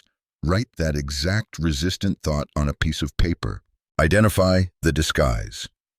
Look at the thought you wrote down. What is it pretending to be? Is it masquerading as realism, as prudence, or self-protection? Identify its costume. For example, the thought "I'm afraid of getting hurt" is disguising itself as intelligent self-protection. This act of identification begins to strip its power. The breath of allowing. Now close your eyes. Inhale, taking a long, slow, deep breath. Imagine and fully feel your desired outcome, the feeling of peace, the feeling of love. Let its energy fill your body. Exhale. Breathe out slowly and completely. As you exhale, imagine the resistant thought you wrote down, leaving your body with your breath dissolving into the air like a thin wisp of smoke. Don't fight it. Simply let it go. Repeat at least 5 times. Declaration of release. After your final breath, place a hand on your heart and say gently but firmly, I release the struggle. I trust the flow. The door opens when I stop pushing, and so it is. Before we continue, just breathe and feel the relief that comes from no longer having to brace against the universe and instead allowing it to carry you. Chapter 15. The Bridge of Faith. In the windless highland stood 2 twin peaks, known as Dawn Peak and Sunset Peak. Between them lay a chasm so deep its bottom was never seen, perpetually shrouded in a thick veil of mist. Legend told that to get from one peak to the other, one needed not ropes nor wings, but a different kind of courage. The people of Dawn Peak were facing a harsh winter, their food supplies depleted. The only abundant source lay on Sunset Peak, but the chasm was a tangible fear, a symbol of impossibility. They waited for a sign, a miracle, a physical bridge to appear before they would dare to act. But Alara, a young woman whose small child was falling ill from hunger, could not wait. Her heart whispered a different truth than what her eyes could see. One night she sought out the village elder, a blind woman who saw things others could not. How do I cross the chasm, elder? Alara asked. The old woman smiled. You do not find the path and then walk, child. You walk in faith, and the act itself makes the path appear. The bridge has always been there. It only waits for the footsteps of a believer to become solid. Fortified by these words, Alara went to the chasm's edge at dawn. The thick fog obscured everything. Her reason screamed that it was suicide. There was nothing there but thin air. But she did not focus on the fear. Instead, she closed her eyes and focused on an absolute knowing, the image of her child, well-fed, healthy, and smiling. Her expectation was not a passive hope. It was a creative force, an act of observation that collapsed all negative possibilities and left only one reality: she would succeed. With a pounding heart but a serene soul, she took a deep breath and stepped her right foot out into the open space. For what felt like an eternity, nothing happened. And then, just as her heel began to descend, a glowing emerald-colored stone slab solidified out of the mist, appearing directly beneath her foot, as solid as if it had been there for 1,000 years. Her heart leaped. It was true. She didn't need to see the whole bridge. She only needed enough faith for the very next step. With newfound certainty, she took another step, and another slab of stone appeared. Step by step, the bridge of faith was built beneath her feet. She had proven a sacred law: the universe responds not to what you see, but to what you know. The whole of your being. In a city recovering from a terrible fire, the ashes of the Grand Theater were a scar on the people's soul. Once the center of their culture and pride, it was now a silent skeletal ruin. The city council wanted to rebuild, but they were paralyzed. They needed detailed blueprints, solid financial commitments, and guarantees of success before they would dare to lay the first brick. They wanted to see the entire journey before taking the first step. This need to see before believing brought everything to a standstill. An old maestro named Samuel, who had dedicated his life to the theater, was pained by this hesitation. He knew that if they waited for physical proof, they would wait forever. Faith had to come first, and the proof would follow. One morning he brought his old cello and a chair, placed them in the very center of the ruins, and began to play. At first, only a few curious passers-by stopped. His music, melodic and full of hope, sounded otherworldly amidst the desolation. He wasn't playing for an audience. He was playing for the theater that would be. He was performing an act of creative expectation. He knew the theater already existed in the realm of faith, and his music was the first step onto the bridge that led to it. Day after day, he was there. Slowly, a miracle began to unfold. A carpenter moved by the music brought some planks and built a small makeshift stage for him.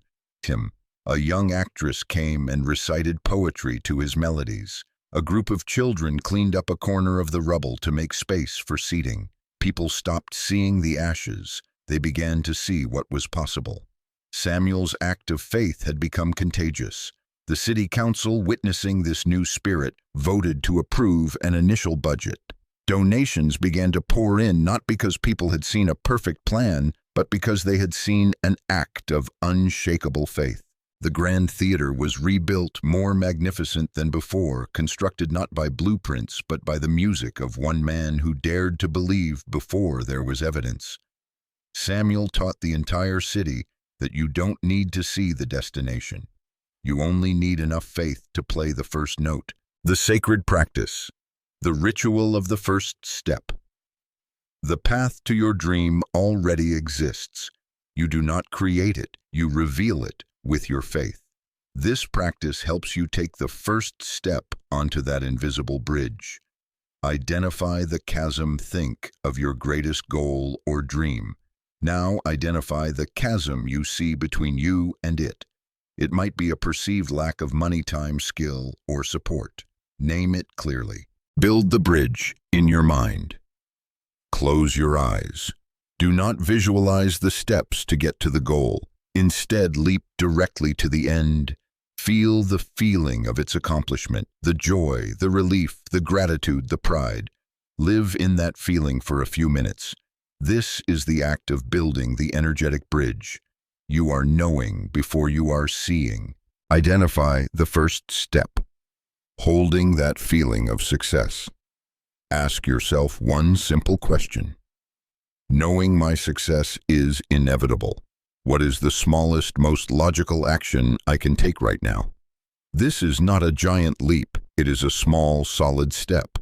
It might be sending one email, reading the first chapter of a book, clearing your desk, or saying thank you to someone. Execute with certainty. Take that small action immediately, but do not do it with hope or anxiety. Do it with the quiet certainty of someone walking on a solid path, even if it is still veiled in mist. Do it as if it is the most obvious thing in the world to do. Sealing declaration. After completing the step, place a hand on your heart and declare, by faith I walk, by action I build. The universe does not show me the path, it paves the path to meet my feet, and so it is. As we prepare for the final chapter of this journey, remember that you don't have to see the whole staircase. Just take the first step in faith. Chapter 16. The 4-beat rhythm of creation. In an isolated valley lived a sculptor named Matthias, who could turn lifeless blocks of stone into works of breathtaking vitality. Many sought him out, hoping to discover the secret of a magic chisel strike or a secret prayer that could transform stone into form. But Matthias would always smile and say the secret lay not in a single action, but in a complete dance. A young apprentice, Kael, was exceptionally talented, but impatient. He had perfectly mastered the first step, the art of the command. He could stand before a block of marble and declare with unshakable certainty the image he wished to create. He could see and know the angel hiding within the stone, but then he would falter. He repeated his command endlessly, day after day, using his will to force the stone to obey. He gave neither himself nor the universe room to breathe. He did not release. As a result, his chisel strikes were rigid, and his work always seemed tense, lacking grace. He was stuck in the first beat of the dance. Seeing Kael's frustration, Matthias led him to a small stream flowing through the forest. "Watch," said Matthias. "The water does not merely plunge from its source. That is the first beat. Then it must curve and release its straight path to follow the contours of the land. That is the second beat. It must open itself to receive minerals from the earth and light from the sky. That is the third beat. And finally, it nourishes the life around it in an act of quiet gratitude.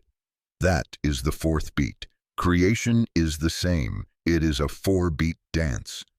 Kyle finally understood. He returned to his workshop with a profound awakening. Command. He stood before a new block of stone and declared his intention once with clarity and certainty. Release.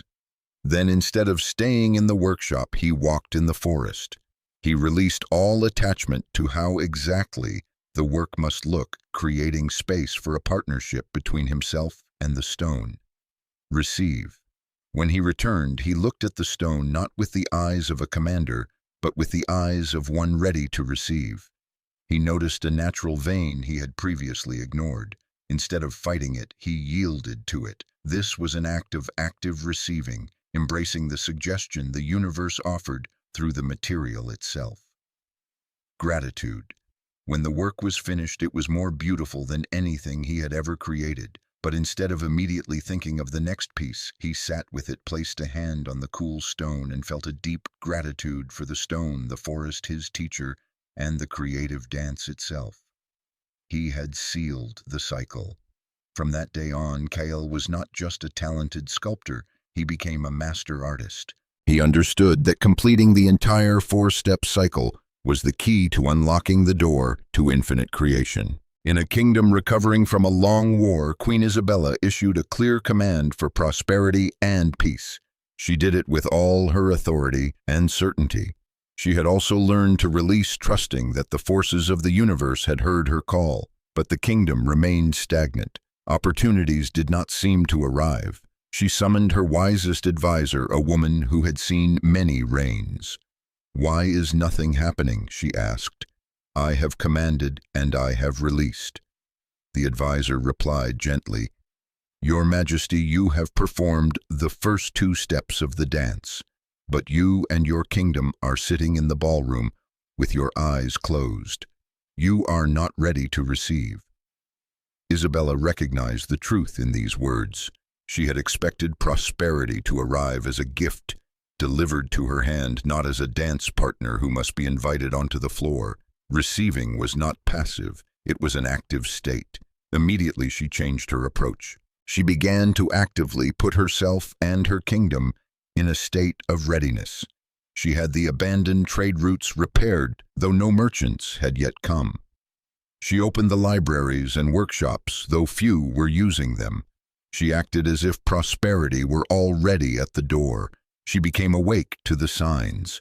When a group of farmers from a distant land arrived seeking refuge, instead of seeing them as a burden, she welcomed them, recognizing they brought new agricultural skills. That was active receiving. And most importantly, she practiced the 4th beat. Every evening she did not plead for more. Instead, she took time to be grateful for what already was a day of peace, a small harvest, the smile of a child. This gratitude completely shifted the kingdom's energy from lack to sufficiency. The act of sealing the cycle with gratitude opened a powerful channel. Merchants began to return on the new roads. The workshops created exquisite goods. The kingdom did not just recover, it flourished more brilliantly than ever before. Queen Isabella learned that gratitude is not just the thank you at the end. It is the energetic state that completes the current loop and invites the next greater one. The sacred practice. The 4-beat rhythm ritual. Your creativity is waiting for you to learn its steps. Practice this sacred dance to harmonize with the universe and bring your intentions to life. Beat Wamsen. Command, stand or sit tall. Place a hand on your heart. State your intention clearly, powerfully, yet calmly, as if it is already a fact. Example, infinite creativity flows through me now. Beat 2. Release. Take a deep breath in. As you exhale, visualize yourself releasing that command into the universe. See it take flight like a bird of light, fully trusting it has been heard and accepted. Whisper, "I trust." Beat 3. Receive now. Make an active commitment. Say to yourself, "For the next 24 hours, I will open all my senses. I will pay attention to unexpected opportunities, sudden ideas, and meaningful synchronicities. I am ready to receive." Maintain this state of awake readiness. Beat 4. Gratitude right now in this moment. Complete the ritual by shifting your energy to gratitude. Find 3 specific things in your present life for which you are truly thankful. Feel the warmth of that appreciation radiate from your heart. Say thank you, thank you, thank you. Repeat this dance for all your great intentions. By honoring every beat of the creative cycle, you are no longer a petitioner for miracles.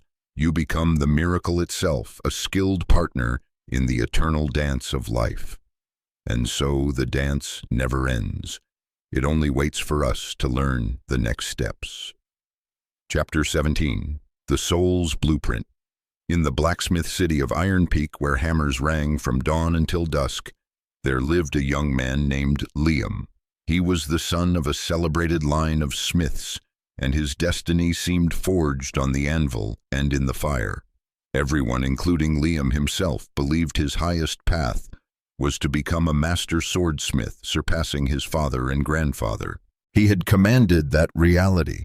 He poured all his mind, strength, and will into mastering the flame and the hammer. But a strange thing happened. The metal itself seemed to resist him. The swords he created were sharp yet soulless, lacking the song in the steel his father often spoke of. Every day at the forge was a struggle, an act of forced effort. He felt an invisible friction, a weariness that was not just in his muscles but deep in his soul. He was trying to impose a command that, while noble, conflicted with a grander plan, the divine blueprint of his soul. One afternoon, in a fit of frustration, Liam threw down his hammer and wandered into the nearby forest. He sat by an ancient tree and, to clear his mind, picked up a dry branch and took out his small knife. With no goal, no command, he simply began to whittle. And then the real magic happened. His hands, always so forced with the hammer, moved over the wood with an uncanny grace and certainty. Time seemed to stop. He felt no fatigue, instead a sense of pure joy, a deep rightness spread through his entire being. This was not the happiness of completing a task. This was the joy of alignment. He realized he wasn't imposing his will on the wood. He was cooperating with it, listening to its grain, and discovering the form that was already hidden within. This was the language of the blueprint speaking to him through the feeling of pure joy and the intuition in his hands. That evening he returned with a small carving of a bird, so vivid it seemed about to sing. It held more soul than any sword he had ever forged. Liam understood his greatest path was not in conquering the fire, but in cooperating with the wood. He had stopped fighting and started listening. In a coastal capital, a scholar named Alara was tasked with mapping a new trade route through an uncharted archipelago. Alara was a person of logic and reason. She believed the most efficient path was the straightest line. She spent weeks calculating currents, measuring distances, and plotting a perfect route on paper. It was a masterpiece of logic, but every ship sent to follow her map met with disaster.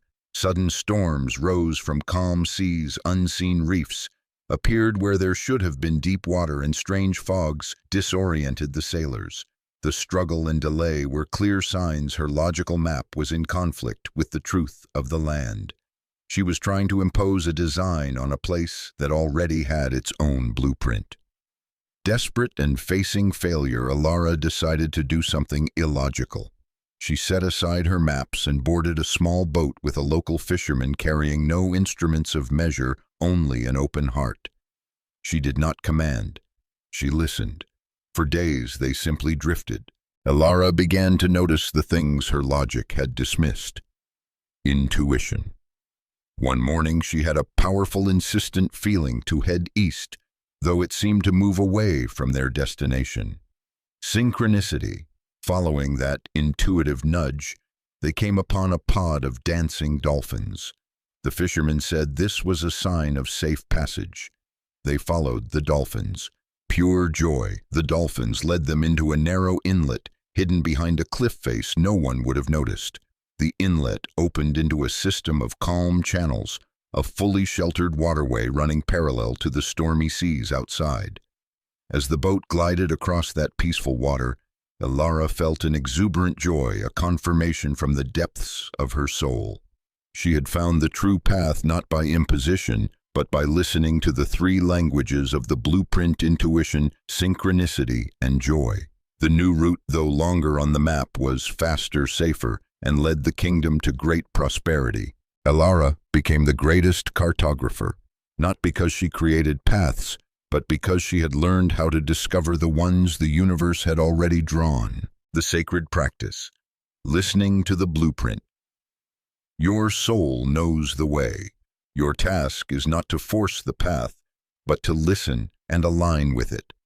This practice is an act of listening, not commanding. Create quiet space. Find a place where you can sit undisturbed for a few minutes.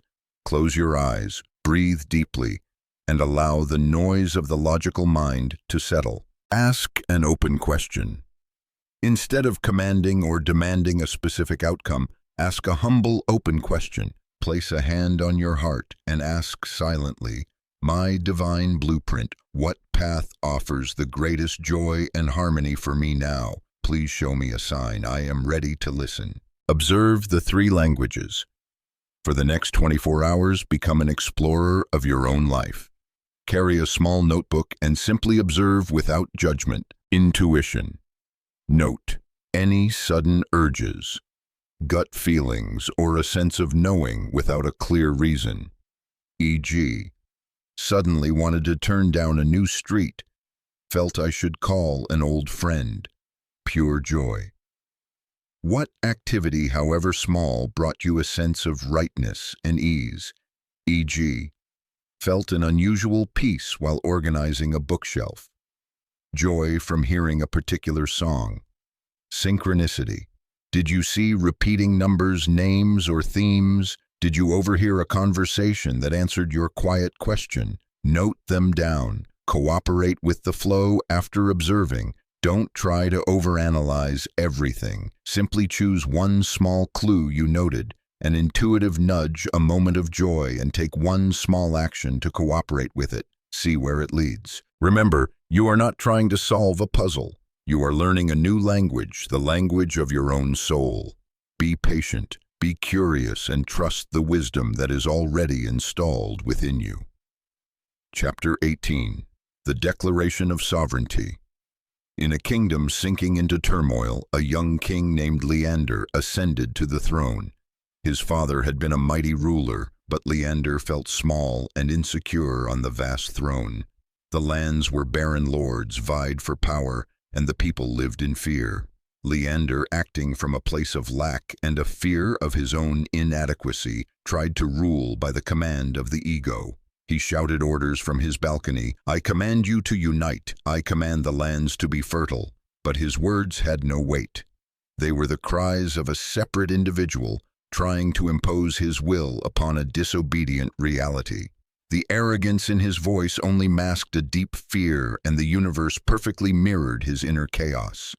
The more he commanded, the deeper the kingdom sank into shadow. One night in the royal library, Leander found an old journal belonging to the dynasty's founding king. It spoke not of strategies or laws, but of a single truth.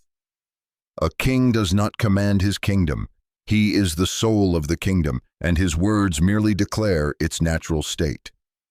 Leander finally understood.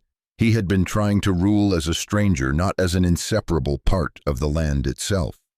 He spent 3 days in silent meditation. He did not pray for salvation. He undertook a profound identity shift. He stopped seeing himself as Leander, the man on the throne. He began to realize and feel himself as the embodiment of the life, the will, and the highest potential of the entire kingdom. He and the kingdom were one. When he emerged, a different man appeared. The fear and arrogance were gone. He walked onto the balcony, but this time he did not shout. With a quiet certainty that resonated from the core of his being, he issued a sovereign declaration. His voice was calm, yet held the power of a consummated truth. Harmony is our nature. Prosperity is our birthright. Unity is our reality. So it is. He was not requesting. He was declaring a truth that already existed on a higher plane of consciousness. The energy of that declaration, born from an aligned identity, rippled across the kingdom. There was no instant magic, but a subtle shift began. Quarrels seemed to become meaningless. Gentle rains began to fall on the parched fields. Slowly the kingdom began to heal itself, not because it was obeying the command of a king, but because it was realigning with the truth declared by the king as the kingdom. Leander had learned to speak into his sovereign voice. In a mountaintop temple, monks were tasked with protecting the eternal flame, a fire that was said to never die. But during one particularly bitter winter, the flame began to fail. It grew small and faint despite all the monks' efforts. They performed every ancient ritual, recited the most potent prayers, and used the rarest woods, but the flame continued to weaken. Seraphina, a young nun, watched in silence. She saw her brothers acting from desperation. They believed the power was in the ritual, the prayers, the type of wood. They placed their faith in external things, seeing themselves merely as technicians performing a rote process. When the flame was little more than a single glowing ember, and all hope was lost, Seraphina stepped forward. She carried no rare wood or prayer scrolls.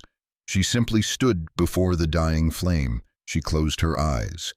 She did not identify as Seraphina, a nun trying to save a fire. She merged her identity with the very essence of the flame. She was warmth. She was light. She was eternal transformation. Anchored in this new identity, she opened her eyes and spoke to the flame. Her words were not a plea. They were a sovereign declaration from one part of the universe to another.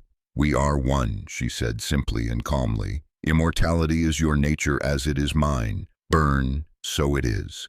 She was not commanding as a superior. She was declaring a truth as an equal.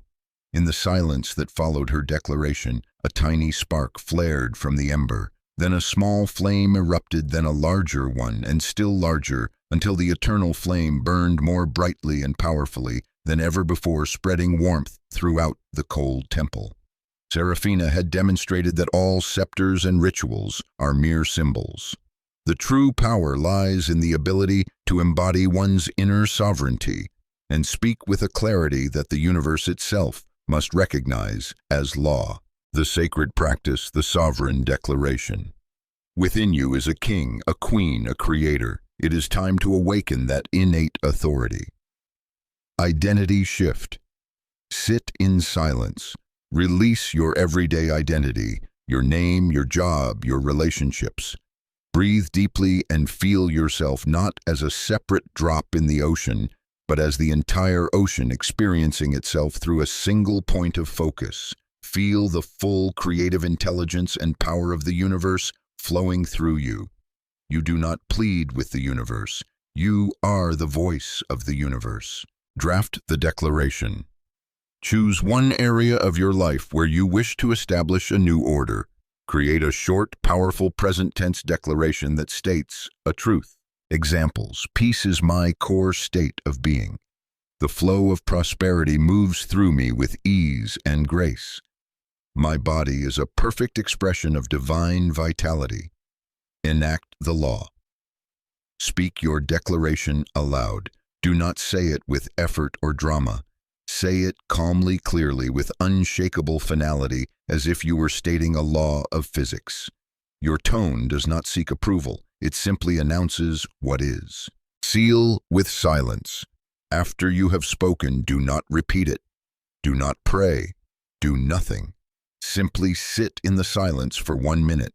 The silence is the ultimate confirmation of your faith. It declares there is nothing more to be said. It is done. Practice this daily.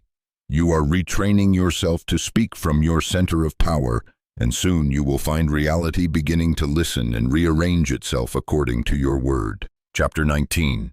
The Heart's Fire. In the city of glassblowers, where works of crystal clarity were prized more than gold, there lived a young craftsman named Stefan. Technically, Stefan was the best. He had mastered every formula, controlled the kiln's temperature to perfection, and his hands moved with unmatched precision. He held perfect ideas of the vases and goblets he wished to create, but his pieces, though flawless in form, lacked something. They were cold and soulless. They did not possess the inner light, a vibrant shimmer that seemed to dance within the works of his master, an old artisan named Valerius. Stefan tried to create that light by force of will. He would mechanically repeat affirmations while he worked, "My glass will shine." But his heart was filled with frustration and envy for his master and the coldness of a technician. One day, Valerius observed his struggling apprentice and said, "Stefan, you have the finest raw metal, which is your clear intention, but you are trying to smelt it in a cold furnace. You have forgotten the fire." He pointed to Stefan's heart. "Your feeling is the alchemical flame. The light in the glass comes not from silica, but from the joy in the craftsman's heart." Valerius gave Stefan a strange task. He forbade Stefan from entering the workshop for a day. Instead, he asked him to find a moment of pure joy and not just think about it, but relive it. Stefan, initially skeptical, wandered through the city. He saw a group of children flying kites. He recalled the feeling of being a boy himself, gazing up as his own kite soared freely against the sky. He didn't just remember, he actively cultivated the emotion. He found the spark of memory and used his imagination to fan it into a roaring fire of freedom and elation. When he returned to the workshop, he was no longer a cold technician. He was the living embodiment of joy. He did not repeat affirmations.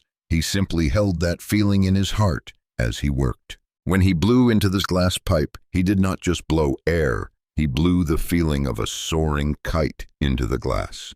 The result was extraordinary. The vase he created was not only technically perfect, but it radiated a shimmering light, a vitality that seemed to dance from within. He had learned the most important lesson: thought creates the form, but it is sincere emotion that is the sacred fire that turns it to gold. In an ancient library hidden in a valley, a scribe named Isabella was trying to restore a faded ancient manuscript.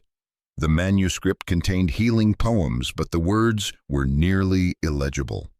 Isabella had a clear intention to restore the verses, to bring comfort to the world. She began by waiting. She hoped that when she restored the words, she would feel peace and fulfillment. She sat for hours, straining her eyes at the faint characters, her heart filled only with anxiety and the fear of failure.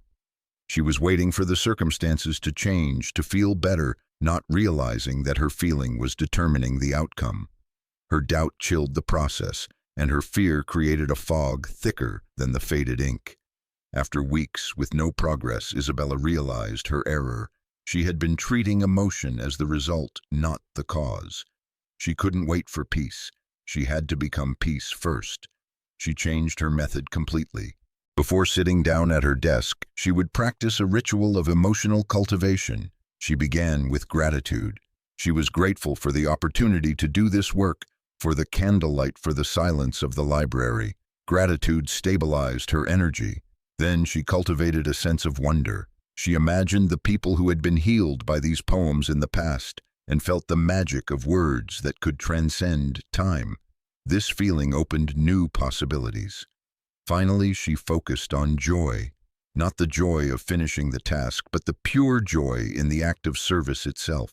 Only when her heart was filled with these emotions did she look at the manuscript. And a strange thing happened. As if her feeling were a special kind of light, the faded characters seemed to become a little clearer. A word appeared then, a phrase. Her intuition, amplified by her emotion, helped her fill in the gaps with confidence. She had learned to proactively create the emotional state of the desired result, and the universe responded by lifting the veil that hid what she sought. The sacred practice, the furnace of the heart. Your emotion is the most powerful catalyst. Do not leave it as a random reaction to the outside world. Become an alchemist and consciously create the fire you need. Choose your emotional fuel. Identify your desire, then ask yourself, what is the core emotion I will feel when this is real? Be specific. Is it deep peace, exhilarating freedom, or the warmth of love? This is your fuel. Find the spark. Search your memory for a moment, no matter how small, when you have felt a spark of that emotion. A compliment, a beautiful sunset, a hug, a past success. Do not underestimate small sparks. Fan the flame. Close your eyes. Return to that memory. Relive it with all your senses. What did you see? Hear, smell. Let the feeling begin to grow in your chest. When it feels strong, begin to associate it with your current desire. Let the energy from the past fuel the vision of the future. Become the fire. When the emotion has become powerful, let go of all images and focus only on the feeling itself. Let it spread through your body, filling every cell. You are no longer trying to feel. You are the feeling. You are peace. You are joy. You are love. Declaration. In this state, place a hand on your heart and declare, I do not seek emotion. I am the source of emotion. My heart is the furnace and my feeling is the sacred fire that transforms reality, and so it is. Practice this daily. By mastering the inner world of your emotions, you hold the key to powerfully reshaping the outer world. Chapter 20. The Bridge of Action. In a coastal land, a boat builder named Adrian had a vision. He used everything he had learned to create a clear mental command. He would build a boat that was not only the fastest, but could also glide in harmony with the ocean as if it were part of the waves themselves. He cultivated the feelings of joy and freedom as the boat sailed across the water. The celestial blueprint was created perfect and shimmering. But then Adrian got stuck. He sat in his workshop waiting for a grand revelation, for a detailed blueprint to manifest itself in his mind. He waited for perfect inspiration before daring to make the first cut. Weeks passed, and his workshop remained silent. His intention, no matter how powerful, remained a hovering potential lacking a bridge to descend to the earthly plane. As impatience began to gnaw at him, he switched to another kind of action, worried action. He began to hastily cut down the best trees, measure obsessively, and try to force the planks to bend to his will. His actions sprang from the fear that his vision would never come to pass. The result was cracked planks, mismatched joints, and a deepening sense of frustration. His worried action was pushing against the creative current. Exhausted, Adrian sat on a pile of ruined wood and looked out at the sea. He released all effort. He simply observed, and then a gentle nudge came to him, an inspired action. It wasn't a grand plan, but a simple thought: take a walk along the shore and collect seashells. It was meaningless, it was irrelevant, but he was too tired to argue, so he followed it. As he walked and gathered shells, his mind grew quiet. He began to notice how each shell was perfectly shaped by the ocean, its spiral curves both beautiful and incredibly strong. He realized the ocean didn't create them with brute force, but with millennia of patient flow. This simple physical act opened the gate for guidance to pour through. A sudden idea sparked: why not build the boat based on the spiral structure of a seashell? That was the inspiration he had been waiting for. It came not when he was waiting passively, nor when he was acting frantically, but when he took a small, inspired action. He returned to the workshop, and this time his hands moved with ease. He no longer fought the wood. He cooperated with it. The boat he built had a unique design, and when it was launched, it glided across the water with unprecedented grace and speed. Adrian had learned that intention creates the soul, but only inspired action can build its body. In a high mountain monastery, a young nun named Lena was given a seemingly impossible task: to find a new source of underground water for the drought-stricken monastery. She had meditated and issued a clear command for the abundance of water. She felt the certainty that water was near, but she did not know where to look. The entire mountain was a mystery. Not knowing what to do, she did nothing. She sat in her room and prayed, hoping a dream or a vision would show her the exact location of the spring. She waited for the entire map to be revealed, but no vision came, and the monastery's well grew drier. One morning, during a walking meditation, she felt a gentle urge follow the blue butterfly fluttering nearby. Her rational mind dismissed it as a silly distraction, but the urge repeated itself. Remembering the teaching on inspired action, she decided to trust this subtle sign. She followed the butterfly. It didn't fly straight to any one place. It flitted from flower to bush. Lena simply followed step by step, not knowing where she was going. The butterfly led her to a rarely visited part of the monastery, an old rock garden. It landed on a moss-covered stone and then flew away. Lena felt a pang of disappointment. There was nothing here, but she had promised to trust. She approached the rock where the butterfly had landed. Behind it, she saw a clump of unusually lush green ferns, more vibrant than anything else around. Her heart beat faster. This was another sign. She called the other monks. They moved the stone and began to dig where the ferns grew. After only a few hours, they found a clear and abundant underground spring, enough to supply the monastery for years to come. Lena had found it not with a complete map, but by trusting and taking each small revealed step. She had learned that the universe does not ask us to see the whole path.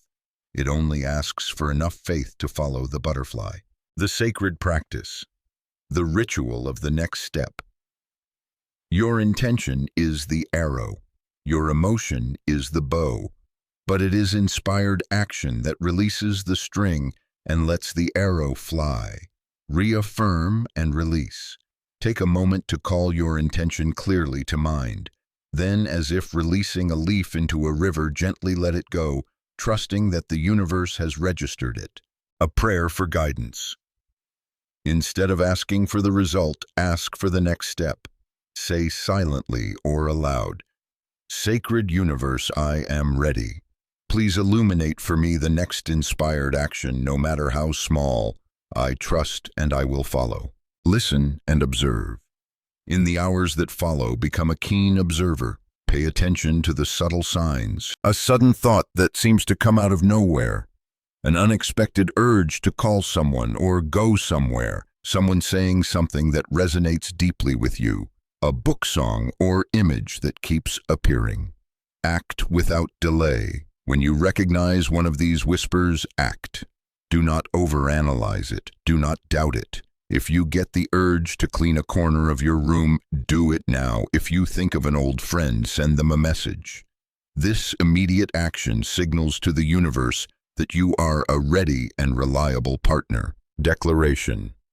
After taking the small action, place a hand on your heart and say, "I am the bridge between intention and expression. I honor the celestial command with terrestrial action. I trust and I walk." The next step is always revealed.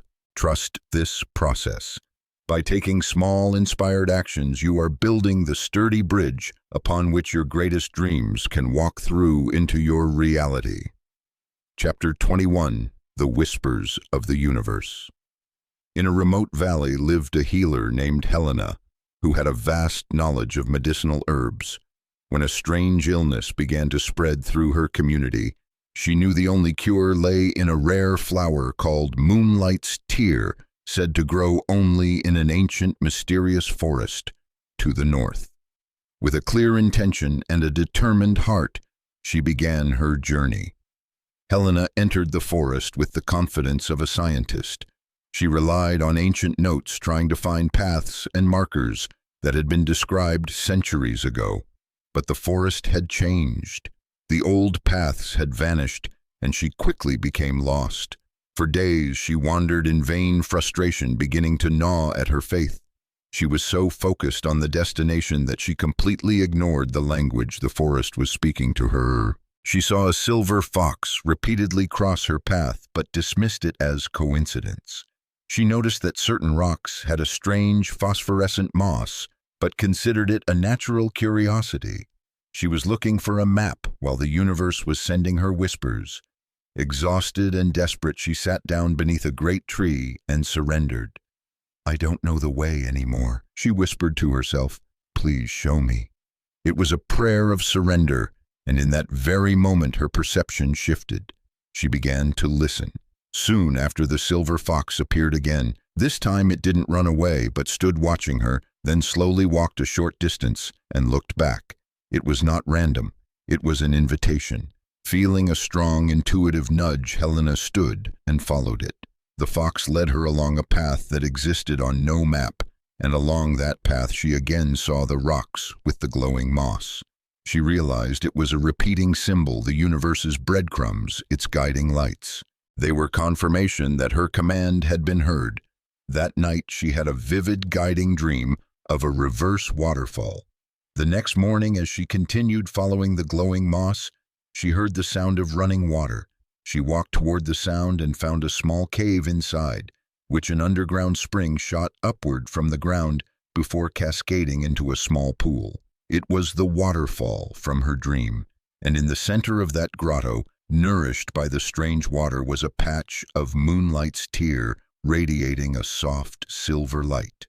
She had found it not through logic, but by learning to read the sacred language of signs. In a bustling trade city, a young artisan named Marcus set an intention to create an ink that could change color with the writer's emotions. He knew it was possible, but he had no idea where to begin. At first, Marcus fell into the trap of forcing meaning. He saw everything as a sign. A falling leaf meant he should search in the forest. A church bell meant he should study religious texts. He chased dozens of fruitless paths, becoming confused and exhausted from trying to decode every random event. He lacked balanced discernment.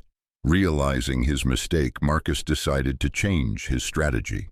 Instead of hunting for external signs, he focused on creating internal alignment. He spent time meditating, feeling the joy of having already created the ink. He cleaned his workshop, creating a space of order and peace. He was no longer searching. He was simply aligning with his desired outcome. And when he achieved that state of alignment, reality began to rearrange itself around him. The signs began to arrive, no longer vague, but unmistakably clear. Meaningful coincidence. While organizing old books, he dropped two at the same time. One was on mineralogy, the other on botany. They fell open to pages that happened to be facing each other, one describing a heat-sensitive crystal, the other a plant resin that changed transparency based on humidity. Unexpected opportunity. The very next day, an old alchemist came to his shop to buy paper. They fell into conversation, and the alchemist casually mentioned his own failed experiment in combining crystals and plant resins. Intuitive nudge. A feeling of certain knowing sparked in Marcus. This was it. He combined the two elements in a new way, and after several experiments, created the magical ink. The signs had not led him on a wild goose chase. They had come directly to him once his inner state was ready. He learned that you don't have to hunt for the universe's whispers. When you are in alignment, they will find you. The sacred practice, expanding awareness. The universe is constantly sending you love letters, instructions, and confirmations. This practice helps you learn to read them. A prayer for clarity. Begin your day with a simple prayer. Instead of asking the universe to send you a sign, ask for the clarity to recognize the signs that are already there. Sacred universe, help me to see with the eyes of my soul and hear with the ears of my heart. Grant me the clarity to recognize your whispers today. The Synchronicity Journal. Carry a small notebook. Throughout your day, do not try to find signs. Simply live and observe. When something happens that gives you a little ping, a feeling of surprise, a spark of curiosity, a sense of "that's odd," briefly jot it down. E.g., heard the same unusual name 3 times, saw a white feather fall right in front of me. A sentence in a book seemed to speak directly to my problem. The discernment exercise. At the end of the day, review your notes. With a bit of distance, see if there is a pattern or a common theme. For each note, ask yourself, what was my feeling when this happened? Was it expansive and light, or did it feel forced? Does this relate naturally to my intention, or am I trying to make it fit? The action of gratitude. Whether you recognize a clear message or not, end with gratitude. Thank you for the whispers, whether I understand them or not. I trust in the guidance, and I know I am always supported. By practicing non-judgmental observation and gentle discernment, you will gradually become fluent in the language of the universe, transforming your life from a series of random events into a meaningful and magical dialogue. Chapter 22. The Soul's Harvest. In a fertile valley where rivers curved like silver ribbons lived two neighboring farmers. The first was Elias, a man with calloused hands and a heart full of trust. The second was Marcus, a man who worked just as hard but whose mind was a barren field of worry and envy. Both men planted the same precious strain of barley seed at the same time, yet their harvests were two entirely different worlds. Marcus, though he had planted the seed of prosperity, the barley cultivated it with toxic elements. The soil of his mind was barren with envy of Elias's past harvests. The water he used was his negative attention. Every day he walked his fields, not to find healthy green shoots, but to look for signs of pests and weeds. The sunlight of his expectation was obscured by the dark clouds of his doubt. He always thought to himself, "It will surely be another bad year." And so it was. His harvest was nothing but stunted, withered stalks. Meanwhile, Elias planted the very same seed, but his process of cultivation was completely different. His soil was gratitude. Every morning he thanked the land that nurtured him. His water was loving attention. He focused on the healthiest stalks of barley, believing their strength would spread to the entire field. His sunlight was joyful expectation. He could already sense the smell of fresh-baked bread from the coming harvest, and his harvest arrived a sea of golden barley, heavy with grain, bringing abundance to his family for the entire winter.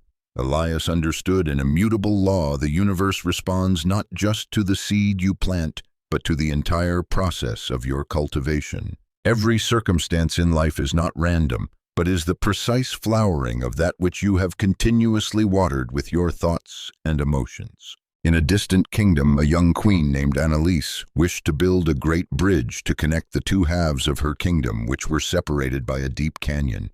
She planted a seed of intention that was incredibly powerful and noble, a bridge of unity. However, during its construction, the dominant thoughts in her mind were entirely different seeds.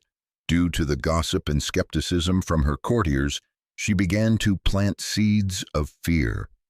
Will the bridge be strong enough? Will we have enough money? Will our enemies take advantage of it? She had planted the seed of unity, but she constantly watered it with the thoughts of fear and doubt.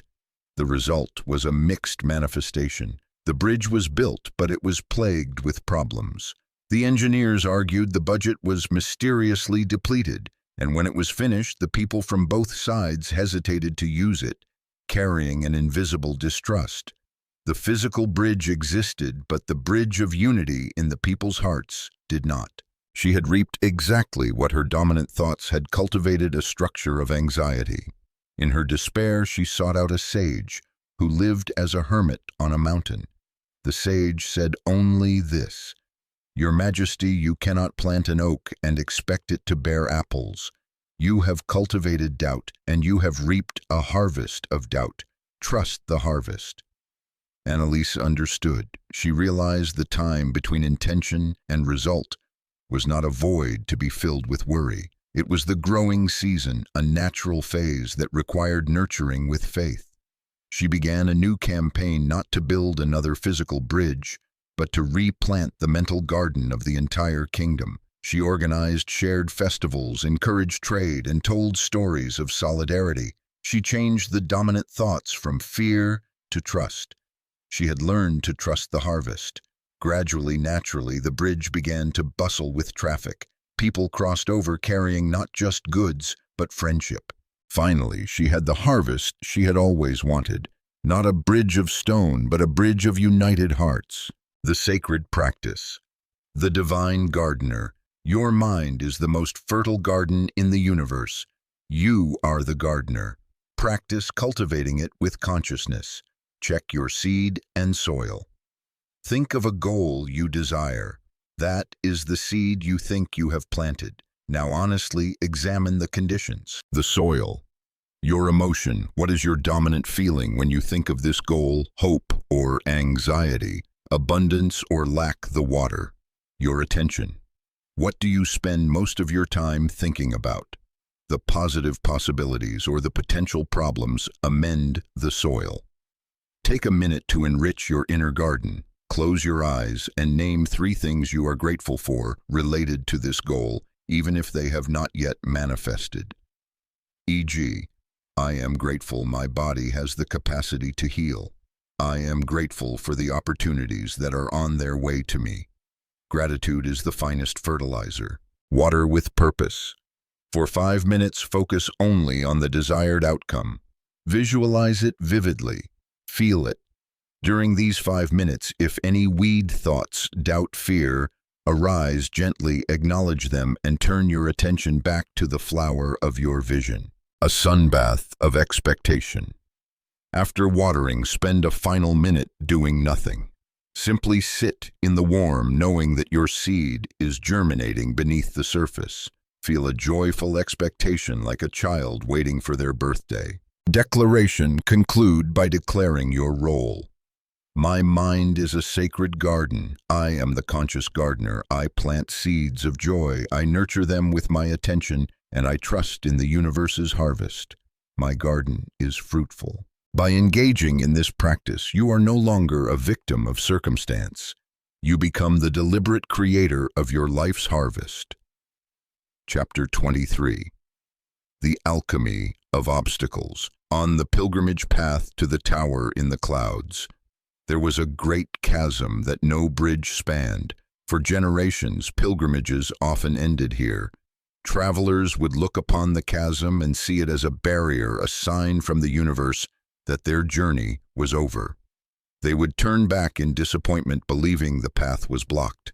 But a young pilgrim named Liam, after reaching the edge and feeling the initial despair, decided to sit and see it differently. Instead of asking, "How do I get past it?" he asked a different question: "What is it here for?" He no longer saw the chasm as an emptiness, but as a collection of raw materials.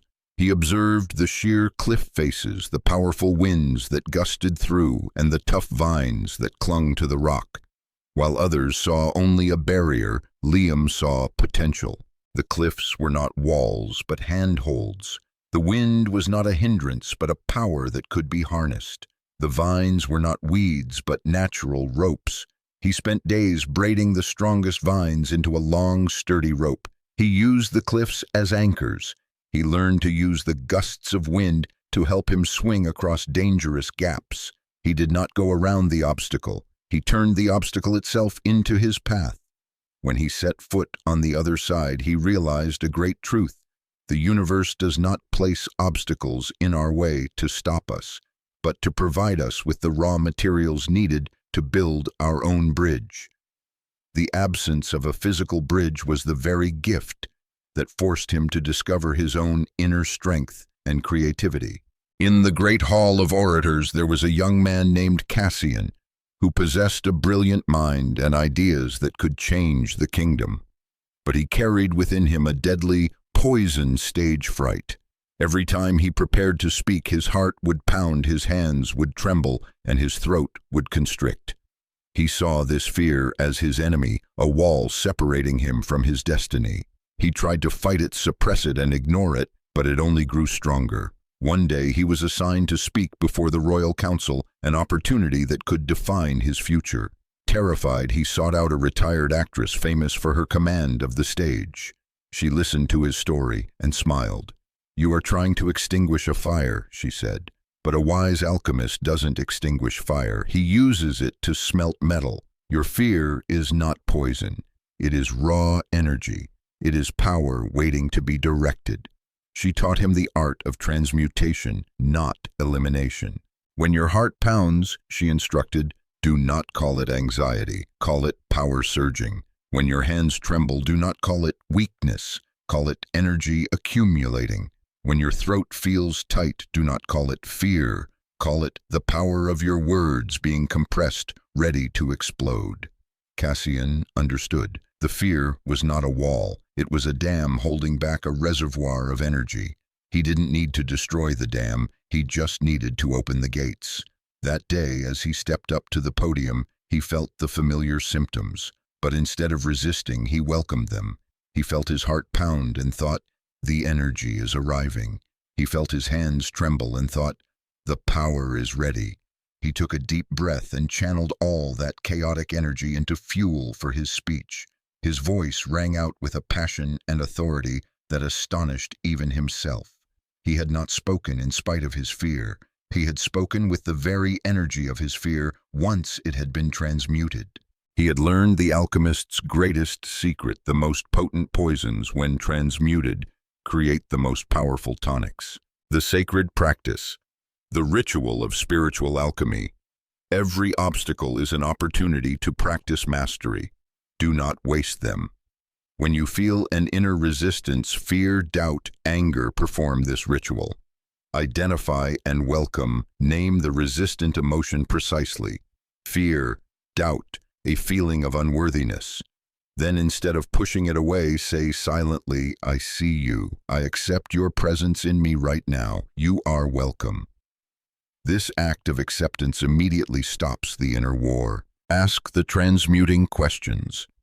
Look directly at the feeling as if it were a teacher and ask it sincerely. Dear name of feeling, what are you here to teach me about myself? Your energy, if used for a higher purpose, what would its name be? For example, the energy of anger could be the energy of passion or protection. The energy of fear could be the energy of prudence or excitement. Where in my soul are you showing me needs, the most healing and love? Reassign the energy based on the answers you receive from your intuition. Consciously give the energy a new name and a new purpose. Say it aloud. This energy is not doubt. It is an invitation to strengthen my faith. This energy is not fear. It is fuel for my courage. Act with the new energy. Now use the transmuted energy. If you felt fear, take a deep breath and take one small courageous action. If you felt doubt, take one small action that demonstrates faith.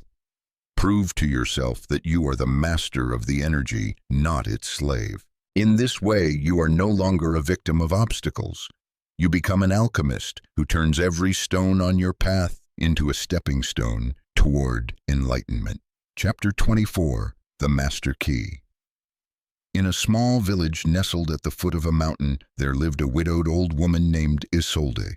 Her life was a ballad of lack. Her roof leaked, her garden was barren, and her meals often consisted of a single piece of dry bread. Her mind, like her garden, was filled only with thoughts of scarcity. She looked at what she didn't have, and the universe, with the precision of a mirror, reflected more of that lack back to her. One day, a weary pilgrim passed through the village and asked her for a drink of water. Though she had very little, Isolde shared it. In return, the pilgrim gave her not money or food, but a piece of simple advice. Every night before you sleep, he said, find 3 things from your day for which you are truly grateful. Do not just say the words, feel it. Isolde almost laughed. Gratitude for what? But she had promised to try. That evening she sat in her cold hut. At first she could only manage mechanical, emotionless thanks.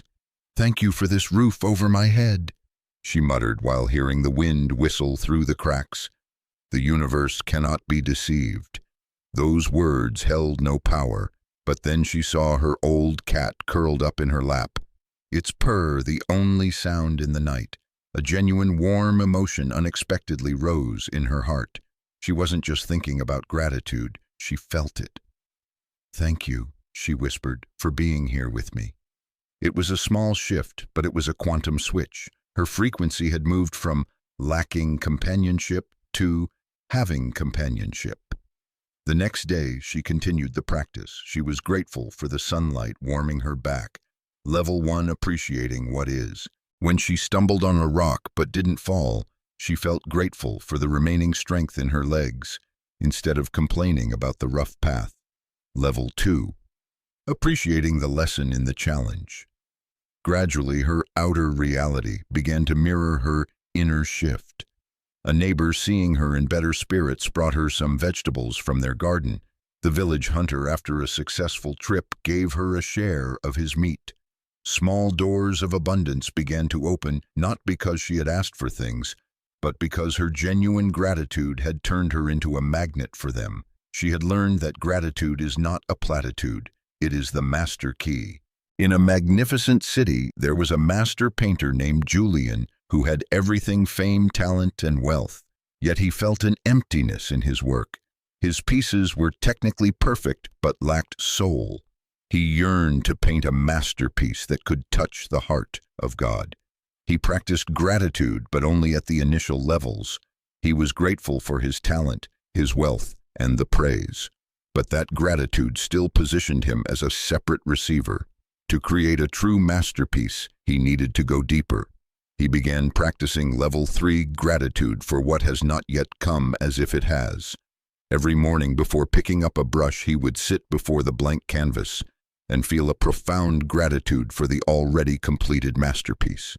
He gave thanks for the perfect colors, the divinely guided brushstrokes, and for the tears of emotion from those who would one day see it. He was no longer on the frequency of wanting, but on the frequency of receiving. But it was level 4 that created the true breakthrough. He expanded his gratitude beyond the artwork itself. He was grateful for the very light that allowed him to see color. He was grateful for the flax plant that created the canvas. He was grateful for the minerals that created the pigments. He became grateful for the very act of being, of breathing, of creating. He reached a state of unconditional gratitude for existence itself. In that state, a magical union occurred. The boundary between Julian and the world dissolved. He was no longer the painter painting the light. He felt he was the light painting itself. The brush in his hand moved not by his will, but by a flow far greater than himself. The painting he created then was unlike anything he had ever made. It was not just a painting, it was a portal. Viewers did not just see a landscape, they felt the divine in every blade of grass. Julian had discovered the final destination of gratitude union, where the giver, the receiver, and the gift become one in the eternal dance of creation. The sacred practice. The 4 levels of gratitude. Gratitude is a skill, a spiritual muscle that can be trained. Practice this ritual to upgrade your frequency and unlock the doors to abundance. Level 1. Appreciating what is. Look around you right now. Find 3 specific, simple things you can be grateful for. Be specific. Instead of gratitude for my house, say, I am grateful for the warmth of this chair. Feel a sincere appreciation for what already exists. Level 2. Appreciating the challenge. Think of a small difficulty you recently faced. Instead of resisting it, find one gift or lesson within it. Say, I am grateful for the challenge of name the challenge, because it taught me the lesson of patience, strength, compassion. This transmutes the energy of resistance. Level 3. Appreciating the future. Choose one thing you desire to manifest. Close your eyes and speak of it in the past tense as if it has already happened. Feel the gratitude. I am so deeply grateful that your desire came to me so perfectly and wonderfully. It feels amazing. Level 4. Appreciating existence. Let go of all specific desires and thoughts. Simply focus on your breath. Feel gratitude for the very act of breathing. Gratitude for your existence. Gratitude for the consciousness that is experiencing this moment. Melt into unconditional gratitude. Conclude by placing a hand on your heart and feeling the new frequency vibrating within you. Gratitude is your natural state, the homeland to which you can always return. Chapter 25. The Soul's Anchor. In the ancient city of Ethelgard, a brilliant architect named Elias had a grand vision to build a conservatory with acoustics so perfect that the music played within could heal the listener's soul. His vision was clear, his mental command was powerful, and his emotions were filled with certainty. But for months, the vision remained just a beautiful dream. Elias presented his plans to the city council and to wealthy patrons. They were captivated by his words, but the vision seemed too far-fetched, too unrealistic. His creative energy, however potent, remained hovering in the ether with no point to hold on to and descend to the earthly plane. Like a lightning bolt without a lightning rod, it flashed and then vanished without impact. His intention had no anchor. Frustrated, Elias sought the counsel of an old potter, renowned for his ability to create wind chimes with magical sounds. The potter listened to his story and said, "Your vision is like a kite. It can fly high and beautifully, but without a string connecting it to the ground, it will fly away. You need a string. You need an anchor." Understanding dawned on Elias. He returned, but instead of drawing more blueprints, he did something different. He went to the plot of land designated for the conservatory, chose a large granite stone, and with his own hands he carved it into a simple bench. He placed it in the very center of the plot. That bench became the physical anchor for his vision. It was a tangible declaration. That single act changed everything. The bench was a lightning rod for the energy. Every day, Elias would go and sit on it, not to think but to feel the existence of the conservatory around him. He consciously interacted with his anchor. When patrons came, he didn't just show them drawings. He invited them to sit on the bench and listen to the musical silence of the place. The physical anchor made the invisible tangible. It turned a dream into a project. Funding began to pour in. The best craftsmen sought him out, and the conservatory was built as perfect as in Elias's vision. He had learned that even the most sacred intention needs a home on earth to inhabit. In a small garret, a young writer named Lyra was trying to write a story about a fairyland, a place of peace and magic. She had the intention, but her environment was its complete opposite, a cluttered room noise from the street below and a general feeling of heaviness. Her intention of peace could not take root in the soil of chaos. Remembering the lesson of anchors, Lyra decided to turn her writing corner into a multi-sensory anchor, a physical portal to the world she wanted to create. Sight, she cleared her desk, leaving only a few objects. She placed an amethyst crystal to evoke a sense of the mystical and a small painting of a misty forest. These were the physical icons of her world. Smell, she put a drop of pine essential oil on a small piece of wood, bringing the scent of the enchanted forest into her space. The scent activated her subconscious and her memories. Hearing, she played a soft, ethereal instrumental track, the kind of music she imagined fairies would listen to. The sound helped her attune her frequency. Touch. She placed a piece of soft velvet under her hands, providing a feeling of luxury and comfort. Every time she touched it, she was reminded of the gentleness of the world she was writing. Taste. Before each writing session, she brewed a cup of chamomile honey tea, an enchanted drink she reserved for this ritual. Lyra's writing corner was no longer an ordinary place. It had become a living anchor. By consciously interacting with these objects, gazing at the crystal, smelling the pine wood, listening to the music, she could instantly transport herself into the necessary state. The stories began to flow with ease because she was no longer trying to imagine another world. She was writing from within it, a world she had anchored into physical reality with all 5 senses. The sacred practice, creating your anchor. Do not let your intentions float aimlessly. Give them a home on earth. Choose your intention and symbol. Select a clear intention you are currently manifesting. Then find a small physical object that you feel an intuitive connection to. It could be a stone, a leaf, a photograph, a piece of jewelry, a symbol. Trust your intuition. The charging ritual. Hold the object in both hands. Close your eyes. Generate the emotional state of your desire already being fulfilled. Feel the joy, the peace, the gratitude. Now visualize pouring all of that emotional energy into the object. See it absorbing the light, the warmth, and your intention until you feel it is fully charged. Place the anchor in a sacred spot. Place your anchor in a location where you will see it every day, on your desk, your nightstand, or in a small meditation corner. That place is now a focal point for energy. Daily interaction. An anchor requires activation. Each day, take 1 minute to interact with it. Pick it up, touch it, look at it. As you do, reconnect with the feeling and intention you infused it with. This simple act keeps the energetic bridge between you and your desire strong and vibrant. Declaration. As you interact with your anchor, say silently or aloud, "This object is my bridge. It is the meeting point of heaven and earth. By my attention, I draw my intention from the unseen into the seen reality. It is anchored."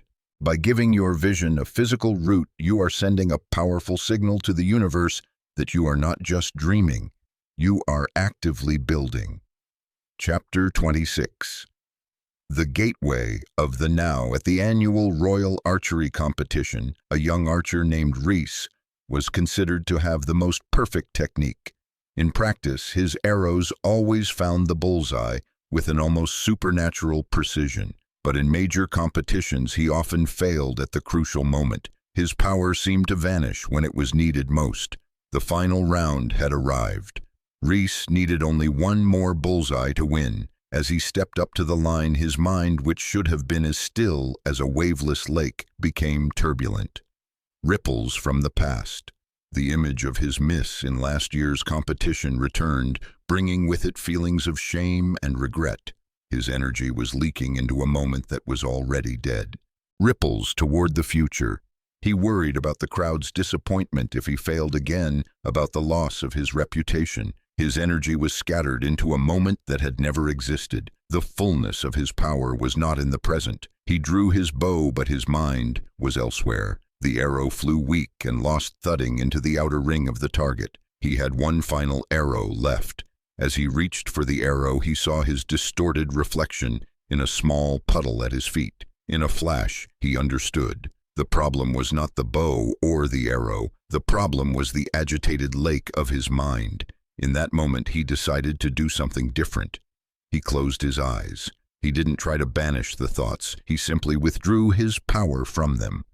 He visualized cutting the energetic cords that connected him to the past and the future. He focused entirely on the feeling of the bow in his hand, the roughness of the string on his fingertips, and the sound of his own breath. He had anchored himself completely in the eternal now. His mind grew still. When he opened his eyes, the world seemed sharper. He drew the bow. There was no past, no future. There was only a single point of power. The arrow and the bullseye were one. He released. The arrow flew like a beam of light, striking the exact center. He had won not because he tried harder, but because he had gathered the entirety of his power into the only place it truly exists, the present moment. In an ancient forest, a mysterious blight was spreading, turning lush green canopies to a withered brown. A sage named Alara had lived there for many years, trying to heal the forest. Every day she performed her rituals, sending her intention of healing to the trees. But the situation did not seem to improve. Alara's problem was not a lack of dedication, but a lack of presence. During her years of performing the rituals, her mind often wandered. She thought of how beautiful the forest used to be the past. She worried about whether it would die completely the future. She had dedicated thousands of hours to the forest, but only a few moments truly with it. Her attention was scattered, and so was her creative power. One day, while meditating beneath a dying ancient tree, she received a revelation. She understood that the universe does not respond to how long you have wanted something. It responds only to the depth of presence you bring to your command. A single moment of total presence holds more power than years of distracted effort. The next day, Alara went to the heart of the forest. She did not perform her usual hour-long ritual. She simply sat down for 5 minutes. But they were 5 minutes of absolute presence. She was no longer Alara trying to heal the forest. She was the forest. She felt the sap slowing in the trunks, felt the thirst of the soil. She and the forest were one. From that state of profound union and presence, she issued a silent command for life and wholeness. She had stepped out of linear time. In the gateway of the now, there is no delay. When she opened her eyes, nothing had changed instantly. But she knew the command had been issued from the ultimate point of power. In the days that followed, a miracle occurred. New green buds began to sprout from branches thought to be dead. The vibrant green began to return. The forest healed with an extraordinary speed, because a single moment of deep presence had activated a near instantaneous manifestation. The sacred practice. Anchoring in the now, the past is a ghost. The future is a mirage. Your power is here now. This practice helps you reclaim your energy and anchor it in the single point of creation. Cutting the cords. Sit quietly and close your eyes. Visualize two energetic cords pulling at you, one connecting you to the regrets and memories of the past, the other connecting you to the worries and plans for the future. Take a deep breath in, and as you exhale, visualize using a sword of light to sever both cords. Feel your leaked energy returning to your center. The sensory gateway to anchor yourself firmly in the present. Open your eyes and gently notice 5 things you can see right now: the color of the wall, the shape of a leaf. 4 things you can feel with your sense of touch: the softness of your clothing, the cool surface of a table. 3 things you can hear: a bird singing, your own breath. 2 things you can smell: the scent of coffee, the air. 1 thing you can taste: the tea on your tongue or just the taste in your mouth. This exercise instantly forces your mind back into physical reality, issuing the command from the now. When you feel fully present and your mind is still, this is the moment to issue your command. From this state of stillness and power, speak your intention clearly and with certainty.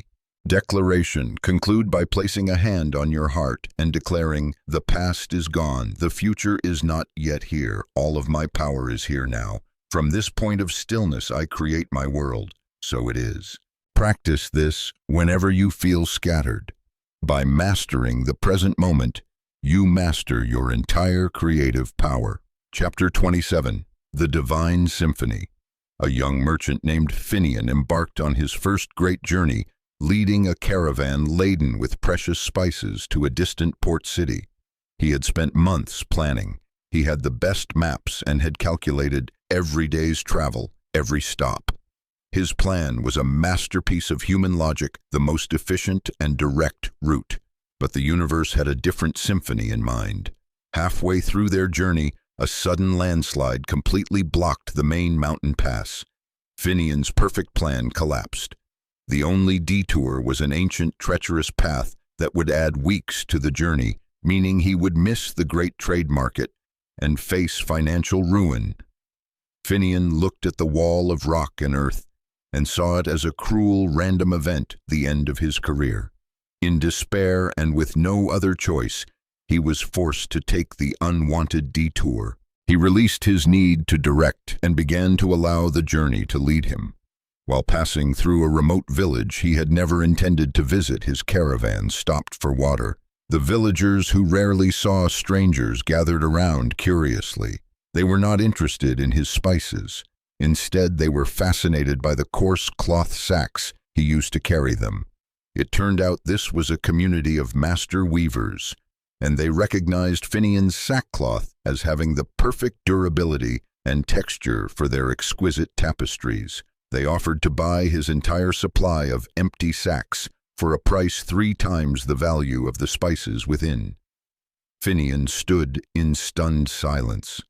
The landslide, which had seemed a catastrophe, was in fact a divine orchestration.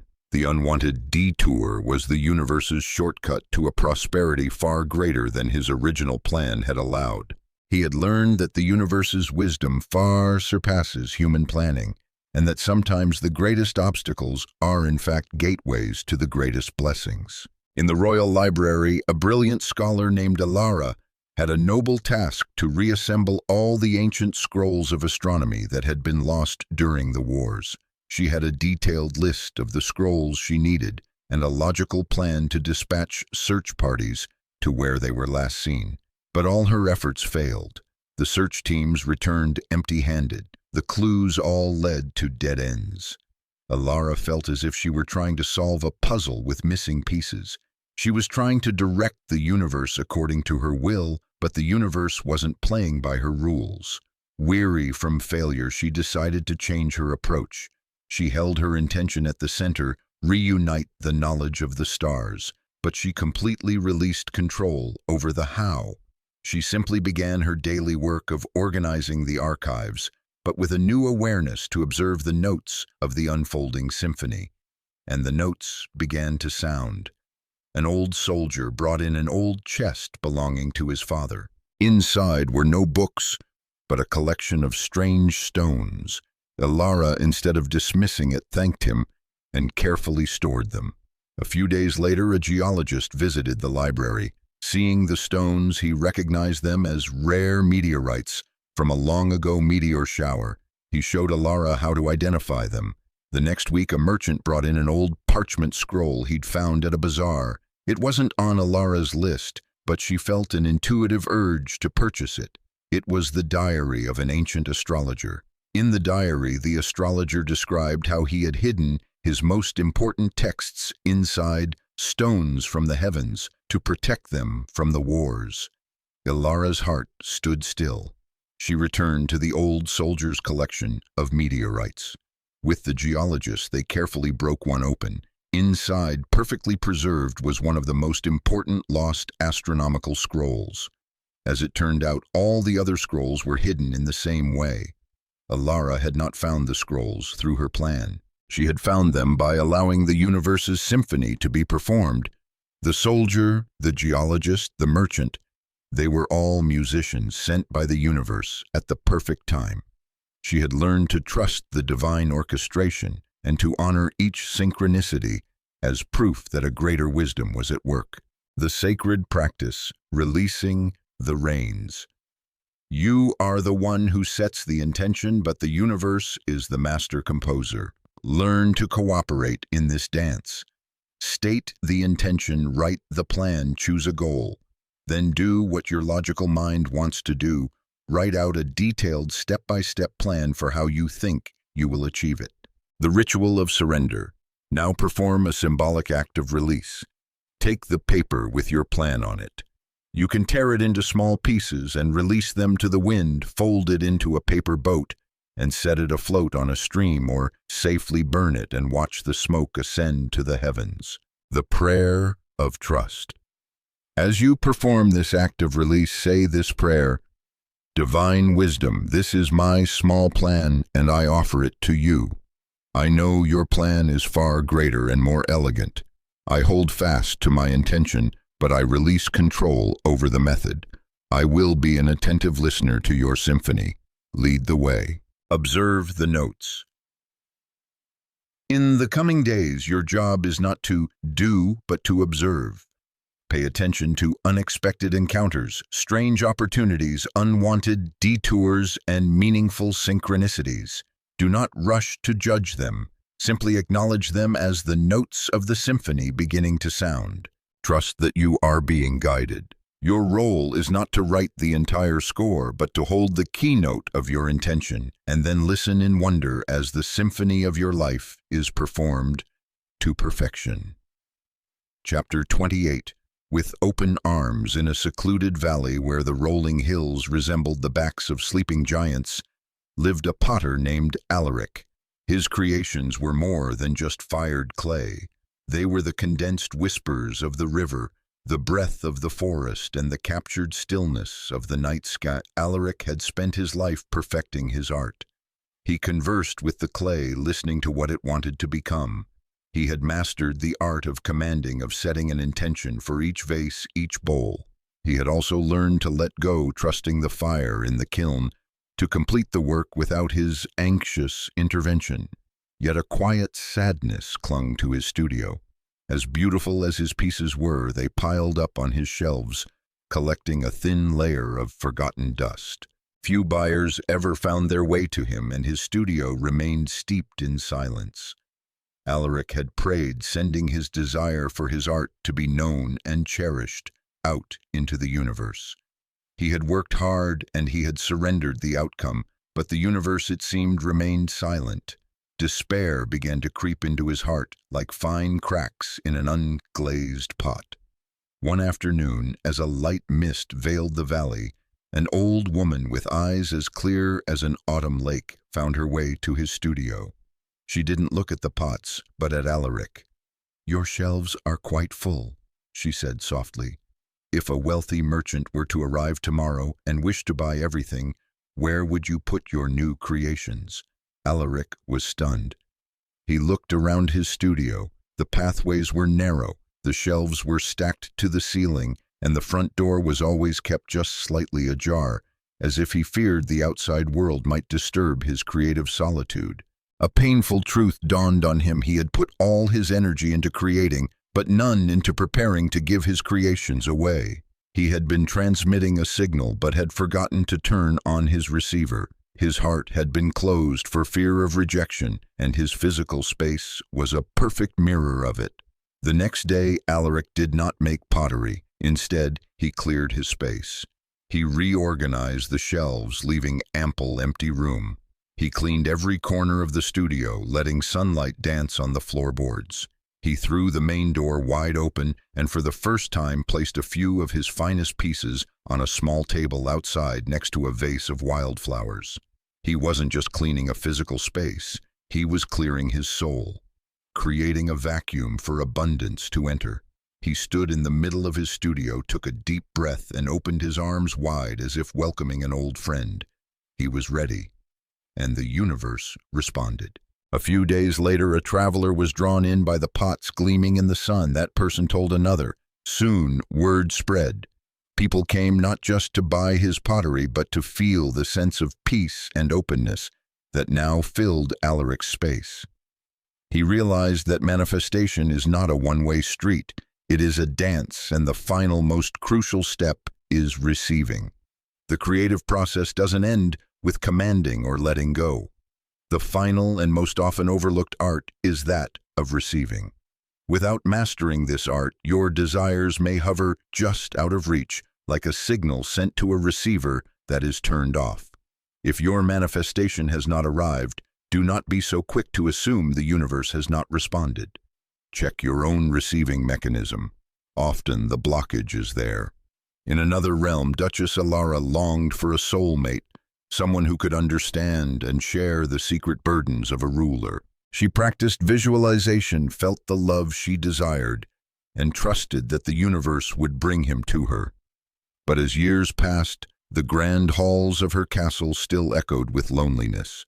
Ilara believed she was ready, but looking deeper into her life, she saw the invisible barriers she had erected. Her daily schedule was filled from dawn until dusk, with no room for another person. Her closets were packed with not an inch of free space. Even in her mind, she was so accustomed to making every decision herself, so used to her solitary struggle, that the presence of a companion seemed more like a disruption than a gift. She unconsciously believed that true love had to be earned through sacrifice and painful waiting, that it couldn't come easily. Her shift began when she decided to create space. She didn't just clear a section of her closet. She intentionally scheduled empty blocks of time into her calendar, unplanned afternoons, evenings dedicated to listening rather than directing. She began to take walks in her garden alone, not as a duchess contemplating matters of state, but as a woman awaiting her companion. This conscious act sent a powerful new signal. It was not just a prayer, but a preparation. She was demonstrating her readiness through her actions. She was opening the arms of her life. And then during one of those quiet, unscheduled afternoons on a walk through her garden, she met a visiting poet with listening eyes and a kindred spirit. He didn't arrive as a disruption, but gently filled the very space she had so carefully created for him. The universal law, active, receiving. The universe cannot fill a cup that is already full. Manifesting a desire requires not only sending out a request, but also preparing a space to welcome it. The blockage is not in the universal supply, but in your capacity to receive. Feelings of unworthiness, beliefs that good things must be hard-won, or an attachment to the familiar state of lack are the invisible walls that prevent blessings from flowing into your life. Receiving is a conscious act, a demonstration of faith that you are ready and worthy. Practice the ritual of opening. This week, choose one area of your life where you desire more abundance, be it love, finances, or creativity. Physical clearing. Make physical space for what you desire. If you want a relationship, clear a drawer in your dresser. If you desire more income, buy a new wallet and keep it organized or clear off your desk. This action is a tangible declaration, I have room for you. Create temporal and emotional space. Look at your calendar. Are you filling every moment? Actively create empty space, unplanned time where serendipity can occur. Sit in silence and ask yourself, do I truly believe I deserve to receive this with ease? Confront any limiting beliefs that may be holding you back. Symbolic action. Every morning, stand tall, take a deep breath, and slowly open your arms out to your sides, palms facing up. Imagine you are expanding your energy field to welcome all the good that is finding its way to you. Hold this posture for 1 minute and say either aloud or silently, I am open and ready to receive. I am worthy of all the blessings coming my way. By actively practicing the art of receiving, you complete the circle of creation. You are not just the one who plants the seed, but also the wise farmer who prepares the fertile soil to reap a bountiful harvest. Conclusion. Standing now in your sovereign power, the universal green light perpetually illuminating your path, you recognize that the journey has transformed you from a seeker into a master. The veil that once separated you from the truth of your divine command has dissolved, revealing the creator you have always been beneath a temporary forgetting. As you look back on the path that brought you here, you see that every challenge, every moment of doubt, and every perceived delay was a perfect preparation, tempering your command, purifying your intention, and expanding your capacity to receive. The universe was always listening, always responding, always preparing you for this moment of full remembrance. You now stand on the threshold of a new beginning, not an end to the journey, nor merely another step, but an entirely new spiral of creation initiated from this elevated consciousness. What once seemed like an external permission, the universal green light, has revealed itself to be your own divine essence, the eternal flame of creation that has always burned within you, now fully recognized and embraced. From this day forward, you walk forth in the certainty that when you command with clarity and faith, the universe responds in perfect alignment, not as your servant, but as the extension of your own expanded self. This realization is not the peak, but the true beginning of your journey as a conscious creator in an infinitely abundant universe. With each ascending turn of the spiral, your commands become more refined, your manifestations more graceful, and your understanding more profound. The universal green light shines not as a distant beacon, but as the radiance of your own awakened heart, illuminating pathways of possibility that were always present yet previously unseen. You did not stumble upon this transmission, you summoned it.